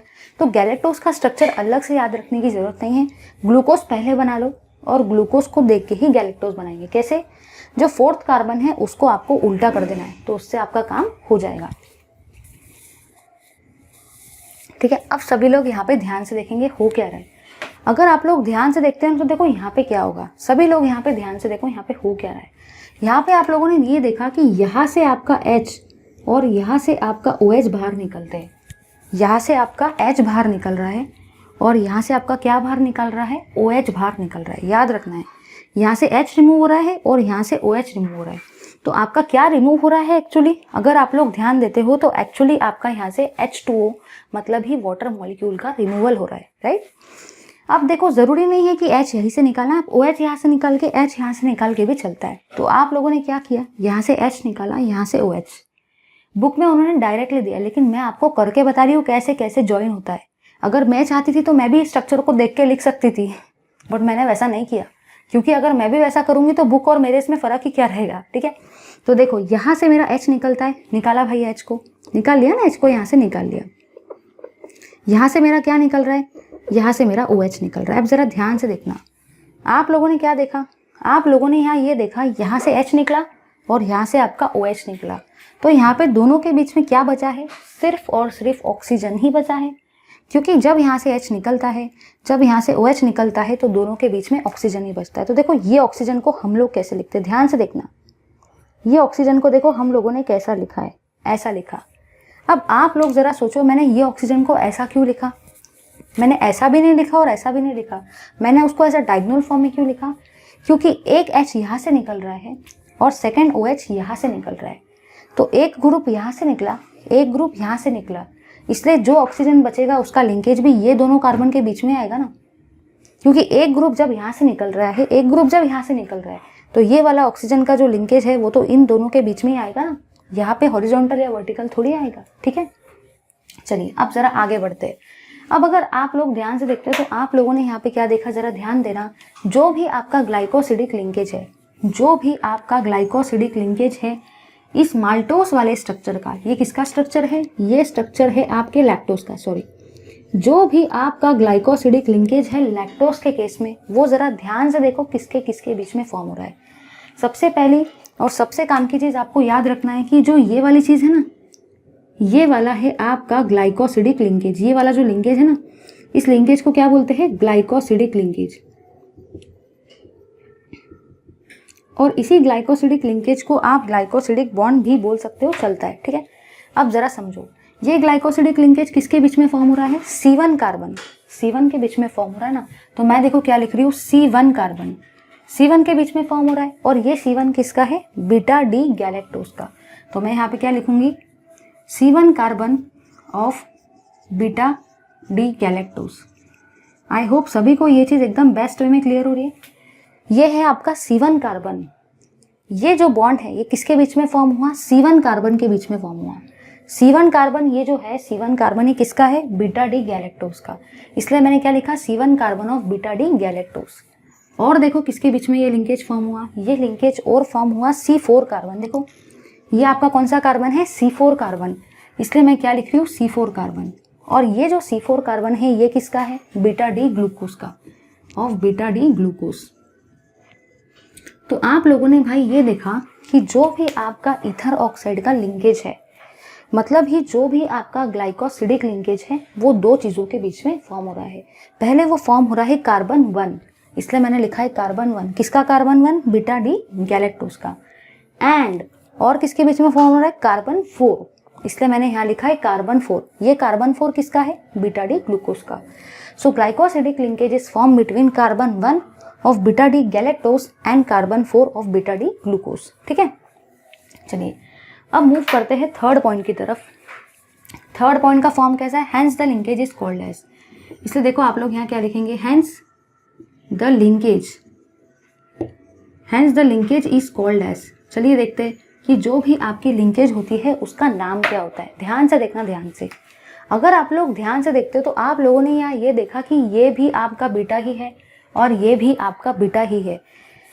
दोनों बार आपका बीटा ही आ रहा है, तो क्या आप दो बार बीटा बीटा लिखेंगे क्या? नहीं। अगर आपने एक बार भी बीटा लिखा तो आपका काम हो जाएगा। याद रखना, अगर एक अल्फा आता है एक बीटा आता है तो आप यहाँ पे अल्फा बीटा लिखेंगे। अगर दोनों तरफ अल्फा आता है तो आप लोग बस एक ही बार अल्फा लिखेंगे तो भी काफ़ी है। अगर दोनों तरफ बीटा आता है तो आप बस एक ही बार बीटा लिखेंगे तो भी काफ़ी है। तो यहाँ पे बीटा था, यहाँ पे बीटा था, इसलिए मैंने एक ही बार बीटा लिखा, काफ़ी है। अब ज़रा यहाँ पे देखो, यहाँ पे आपका कौन सा कार्बन है? कार्बन 1, इसलिए मैंने यहाँ पे क्या लिखा? 1। यहाँ पे आपका कौन सा कार्बन है? कार्बन 4, इसलिए मैंने यहाँ पे क्या लिखा? 4। और ये लिंकेज का नाम क्या है? ये लिंकेज का नाम है आपका ग्लाइकोसिडिक लिंकेज। इस लिंकेज का आपका नाम क्या है? Glycosidic linkage. समझे या नहीं समझे? तो लिंकेज का नाम रट्टा नहीं मारना। अगर रट्टा मारोगे 100% मिस्टेक करके आओगे। यहाँ से भी आपका MCQ क्वेश्चन आ सकता है। तो कैसे याद रखोगे? आपका जो भी लिंकेज है उसका नाम क्या है? दोनों तरफ बीटा है इसलिए बीटा। यहाँ पे कार्बन 1 है, यहाँ पे कार्बन 4 है तो 1 4, और वो लिंकेज का नाम क्या है? Glycosidic linkage. चलिए थोड़ा और आगे बढ़ते हैं। अगर आप लोग ध्यान से देखते हो तो आपको बताना है कि ये रिड्यूसिंग है या नॉन रिड्यूसिंग है। आपका फोर्थ पॉइंट क्या है? आपको बताना है रिड्यूसिंग शुगर है या नहीं है। तो चलिए हम लोग देखते हैं आपका लैक्टोज कैसा है। Lactose is a reducing sugar. अब ज़रा ध्यान से देखो, आपका जो लैक्टोज है वो रिड्यूसिंग शुगर कैसे क्या है। वैसे तो उसका साइंटिफिक रीज़न अलग है, लेकिन मैंने आपको एक ट्रिक बताया। यहाँ पे लिंकेज कैसा है? 1-4 लिंकेज। अगर आपका कभी भी 1-4 लिंकेज आता है तो जो भी आपका शुगर रहेगा, जो भी आपका डाइसैकेराइड रहेगा, उसका नेचर कैसे रहेगा? Reducing sugar. यहाँ पे आपका लिंकेज कैसा है? 1-4 लिंकेज। और अगर 1-4 लिंकेज आता है तो उस डाइसैकेराइड का नेचर कैसा रहेगा? Reducing sugar. यहाँ 1-4 था इसलिए इसका नेचर कैसा है? Reducing sugar. इतना लिखा तो काफ़ी है। अगर Haworth projection formula of lactose पूछा जाता है तो आपको ये पॉइंट तो वहाँ लिखने ही पड़ेंगे। ये स्ट्रक्चर देने से काम नहीं होगा। भले आपको उसने सिर्फ और सिर्फ स्ट्रक्चर भी पूछा हो ना, तो भी ये पॉइंट बताने पड़ते हैं, क्योंकि ये पॉइंट बताए बिना तो आप स्ट्रक्चर को ड्रॉ नहीं कर पाएंगे, है ना। अब सेकेंड थिंग यहाँ पे ये है, स्ट्रक्चर ड्रॉ करते वक्त थोड़ा पीस ऑफ माइंड होना, है ना, क्योंकि स्ट्रक्चर अगर 3 मार्क के लिए आया, 2 मार्क के लिए आया, तो सोचो इतना सा लिखने पे कहाँ पूरे मार्क मिलते हैं, लेकिन यहाँ मिल जाते हैं। कैलकुलेशन कुछ भी नहीं करना है, सिर्फ थोड़ा सा समझना है, राइट। चलिए अब आगे बढ़ते हैं। तो मैंने आपको यहाँ पे क्या क्या बताया? मैंने आपको यहाँ पे ये बताया पहला पॉइंट कि लैक्टोज एक आपका ऐसा डाइसैकेराइड है जिसके स्पेलिंग में ही लैक्टोस आ रहा है, तो उससे समझ में आ जाता है उसमें 2 चीजें, लैक्टोस में 2 चीजें, कौन सी 2? Galactose and glucose. लैक्टोस में 2 चीजें, कौन सी 2? Galactose and glucose. समझ गए ना? गैलेक्टोज एंड ग्लूकोज क्या बनेगा? लैक्टोज। समझ गए। सेकेंड थिंग, गैलेक्टोज भी बीटा डी है और ग्लूकोज भी बीटा डी ही है। फिर ग्लाइकोसिडिक लिंकेज किसके बीच में फॉर्म हो रहा है? Carbon 1 of beta D galactose and carbon 4 of beta D glucose. ठीक है। लिंकेज का नाम क्या है? दोनों तरफ बीटा है इसलिए बीटा, यहाँ 1 है, यहाँ 4 है इसलिए 1-4, ग्लाइकोसिडिक लिंकेज। अब 1-4 अगर आता है तो वो रिड्यूसिंग शुगर रहेगा। साइंटिफिक रीजन ही बता देती हूँ। साइंटिफिक रीजन ये है कि जो भी आपका फर्स्ट पोजिशन है उस पर जो भी ग्लूकोज में हेमीएसिटल ग्रुप है, मतलब ही आपका पोटेंशियल वाला जो भी अल्डेहाइड ग्रुप है वो फ्री है, वो ग्लाइकोसिडिक लिंकेज में इन्वॉल्व नहीं हुआ है, वो सेपरेट है, वो फ्री है, तो वो अब रिड्यूसिंग नेचर को शो कर सकता है। इसीलिए आपका ये जो शुगर है कैसे नेचर का है? Reducing sugar. ये रीज़न को नहीं लिखा, नहीं समझा तो भी चलता है, सिर्फ इसको याद रखो। तो मैंने आपको लिंकेज से बहुत बढ़िया ट्रिक बताया, ऐसा ट्रिक कहीं पे भी नहीं है। जल्दी से इस पार्ट का सभी लोग स्क्रीनशॉट लो। यहाँ पे आपके सारे के सारे जितने भी डाइसैकेराइड थे, सुक्रोज, माल्टोस, लैक्टोस सभी खत्म होते। अब एक बार अपन लोग क्विकली सबको रिवाइज करेंगे, उससे पहले सभी लोग इस पार्ट का स्क्रीनशॉट ले लो। चलिए भाई, अभी हम लोगों ने जो भी डाइसैकेराइड पढ़े ना, हम लोग उसका चार्ट बना लेते हैं, जिससे एक आपको ये चार्ट को आप याद रखो सभी लोग, बहुत काम का चार्ट है, ठीक है। चलिए तो वो चार्ट को एक बार देख लेते हैं कि वो चार्ट क्या है। सबसे पहले हम लोग देखेंगे आपके जो भी डाइसैकेराइड है ना उसका नेम।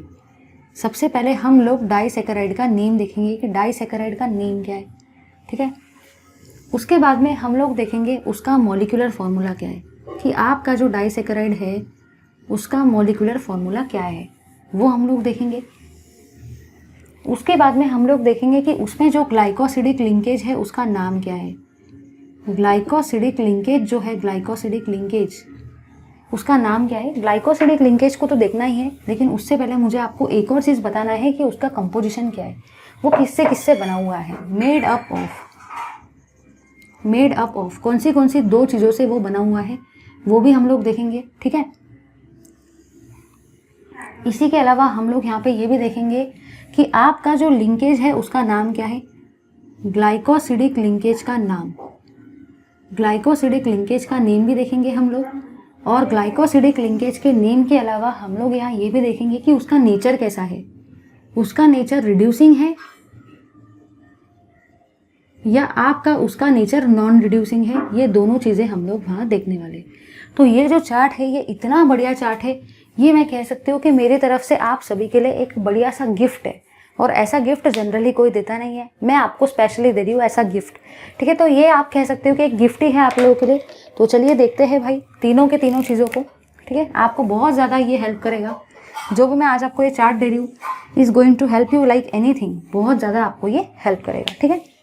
तो चलिए देखते हैं। सबसे पहला जो डाइसैकेराइड आपने देखा ना, वो डाइसैकेराइड देखो आपका क्या था। सबसे पहला डाइसैकेराइड आप लोगों ने देखा सुक्रोज, ठीक है। सेकंड डाइसैकेराइड आप लोगों ने देखा माल्टोस, और थर्ड डाइसैकेराइड आप लोगों ने देखा लैक्टोस। ऐसे 3 डाइसैकेराइड आपने देखे। अब जो भी आपका सुक्रोज होता है, सुक्रोज का मॉलिक्यूलर फॉर्मूला होता है C12H22O11। जो भी आपका माल्टोस है उसका भी मॉलिक्यूलर फॉर्मूला वही है, C12H22O11। और जो भी आपका लैक्टोस है उसका भी फॉर्मूला वही है, C12H22O11, ठीक है। चलिए अब हम लोग देखते हैं कि किससे किससे आपका सुक्रोज बना हुआ है। तो जो भी आपका सुक्रोज है वो 2 चीज़ों से बना हुआ है। सबसे पहली चीज़ जो है वो है आपका alpha D glucose. Alpha D glucose से बना हुआ है वो, एंड बीटा एल फ्रुक्टोज, ठीक है। तो याद रखना है कि जो भी आपका सुक्रोज है वो 2 चीज़ों से बना है, alpha D glucose and beta L fructose. वो एल है, पेपर बुक में गलत दिया है, बुक में यहाँ डी दिया है, उसको करेक्ट करो। उसके बाद मैं बात करती हूँ माल्टोस की। माल्टोस 2 चीज़ों से बना हुआ है, alpha D glucose and alpha D glucose. Maltose कौन सी 2 चीज़ों से बना है, alpha D glucose and alpha D glucose. जो भी आपका लैक्टोस है वो 2 चीज़ों से बना हुआ है, वो बना है आपका beta D galactose and beta D glucose, ठीक है। तो ये चीज़ें आपको याद रखनी है, मैंने ये पढ़ाई भी है अभी आपको कि सुक्रोज 2 चीज़ों से बना है, alpha D glucose and beta L fructose. Maltose 2 चीज़ों से बना है, alpha D glucose and alpha D glucose. और लैक्टोज 2 चीज़ों से बना है, beta D galactose and beta D glucose. अब मैं बात करती हूँ लिंकेज की, कि यहाँ पे लिंकेज कौन सा प्रेजेंट है। तो यहाँ पे आपका लिंकेज जो प्रेजेंट था वो था alpha beta 1,2 glycosidic linkage. Alpha beta 1,2 glycosidic linkage यहाँ पे आपका प्रेजेंट है, ठीक है। अब यहाँ पे आ जाएंगे, यहाँ पे दोनों तरफ अल्फा है तो इसका नाम है alpha 1,4 glycosidic linkage.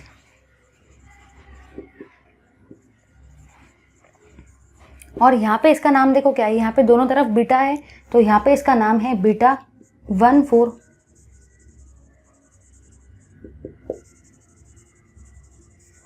Glycosidic linkage, ठीक है। तो यहाँ पे आपके सुक्रोज में कौन सा ग्लाइकोसिडिक लिंकेज है, अल्फा बीटा 1,2 ग्लाइकोसिडिक लिंकेज। आपके माल्टोस में कौन सा ग्लाइकोसिडिक लिंकेज है, अल्फा 1,4 ग्लाइकोसिडिक लिंकेज। और आपके लैक्टोज में कौन सा ग्लाइकोसिडिक लिंकेज है, बीटा 1,4 ग्लाइकोसिडिक लिंकेज। फिर मैंने आपको बताया था कि जो भी आपका सुक्रोज है, सुक्रोज का नेचर कैसा है, सुक्रोज का आपका नेचर है नॉन रिड्यूसिंग शुगर। सुक्रोज कैसा है, सुक्रोज है आपका non reducing sugar, non reducing sugar, ठीक है। जो भी आपका माल्टोस है वो कैसा है, माल्टोस है आपका रिड्यूसिंग शुगर।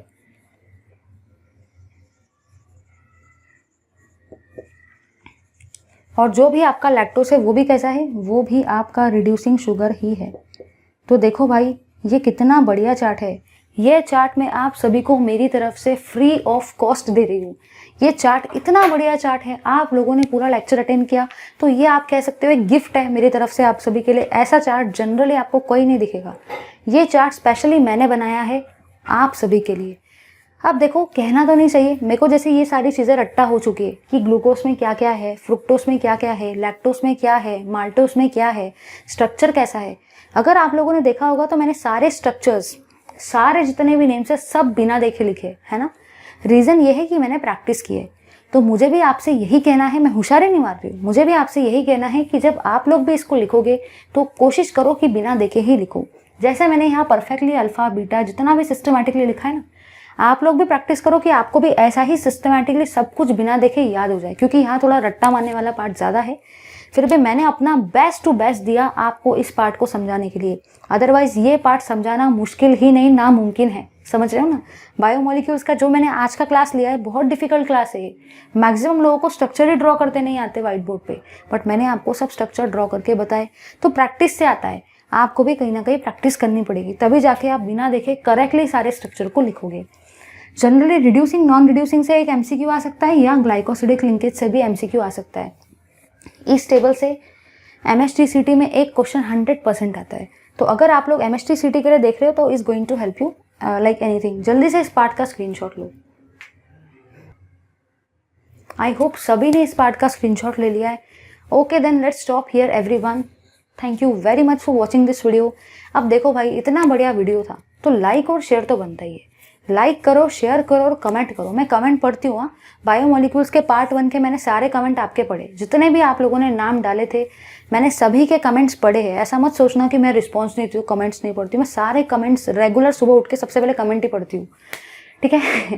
तो चलिए सभी लोग कमेंट करो, लाइक करो, शेयर करो। Thank you very much for watching this video. You can download the notes also from the app. एक है पवन वाग अकेडमी का ऐप, तो वहाँ पे आप जाओ, उसको डाउनलोड करो। वहाँ पे आप 12th में जाओ, 12th स्टैंडर्ड में जाके केमिस्ट्री में जाओ, और केमिस्ट्री वाले सेक्शन में आपको देखना है चैप्टर वाइज नोट्स है। अभी तक वहाँ पे 6 to 7 चैप्टर्स के नोट अपलोड हो गए हैं, और मैंने वहाँ पे कुछ टर्म पेपर्स भी अपलोड किए। वो जो टर्म पेपर्स है उसमें बहुत सारे इंपॉर्टेंट क्वेश्चंस है। वो क्वेश्चंस को आप जाओ थोड़ा सा प्रैक्टिस करो, तो आपको एक आइडिया मिलेगा कि पेपर कैसे आता है, पैटर्न कैसे रहता है, राइट। चलिए let's stop here, then keep watching my video. Thank you very much.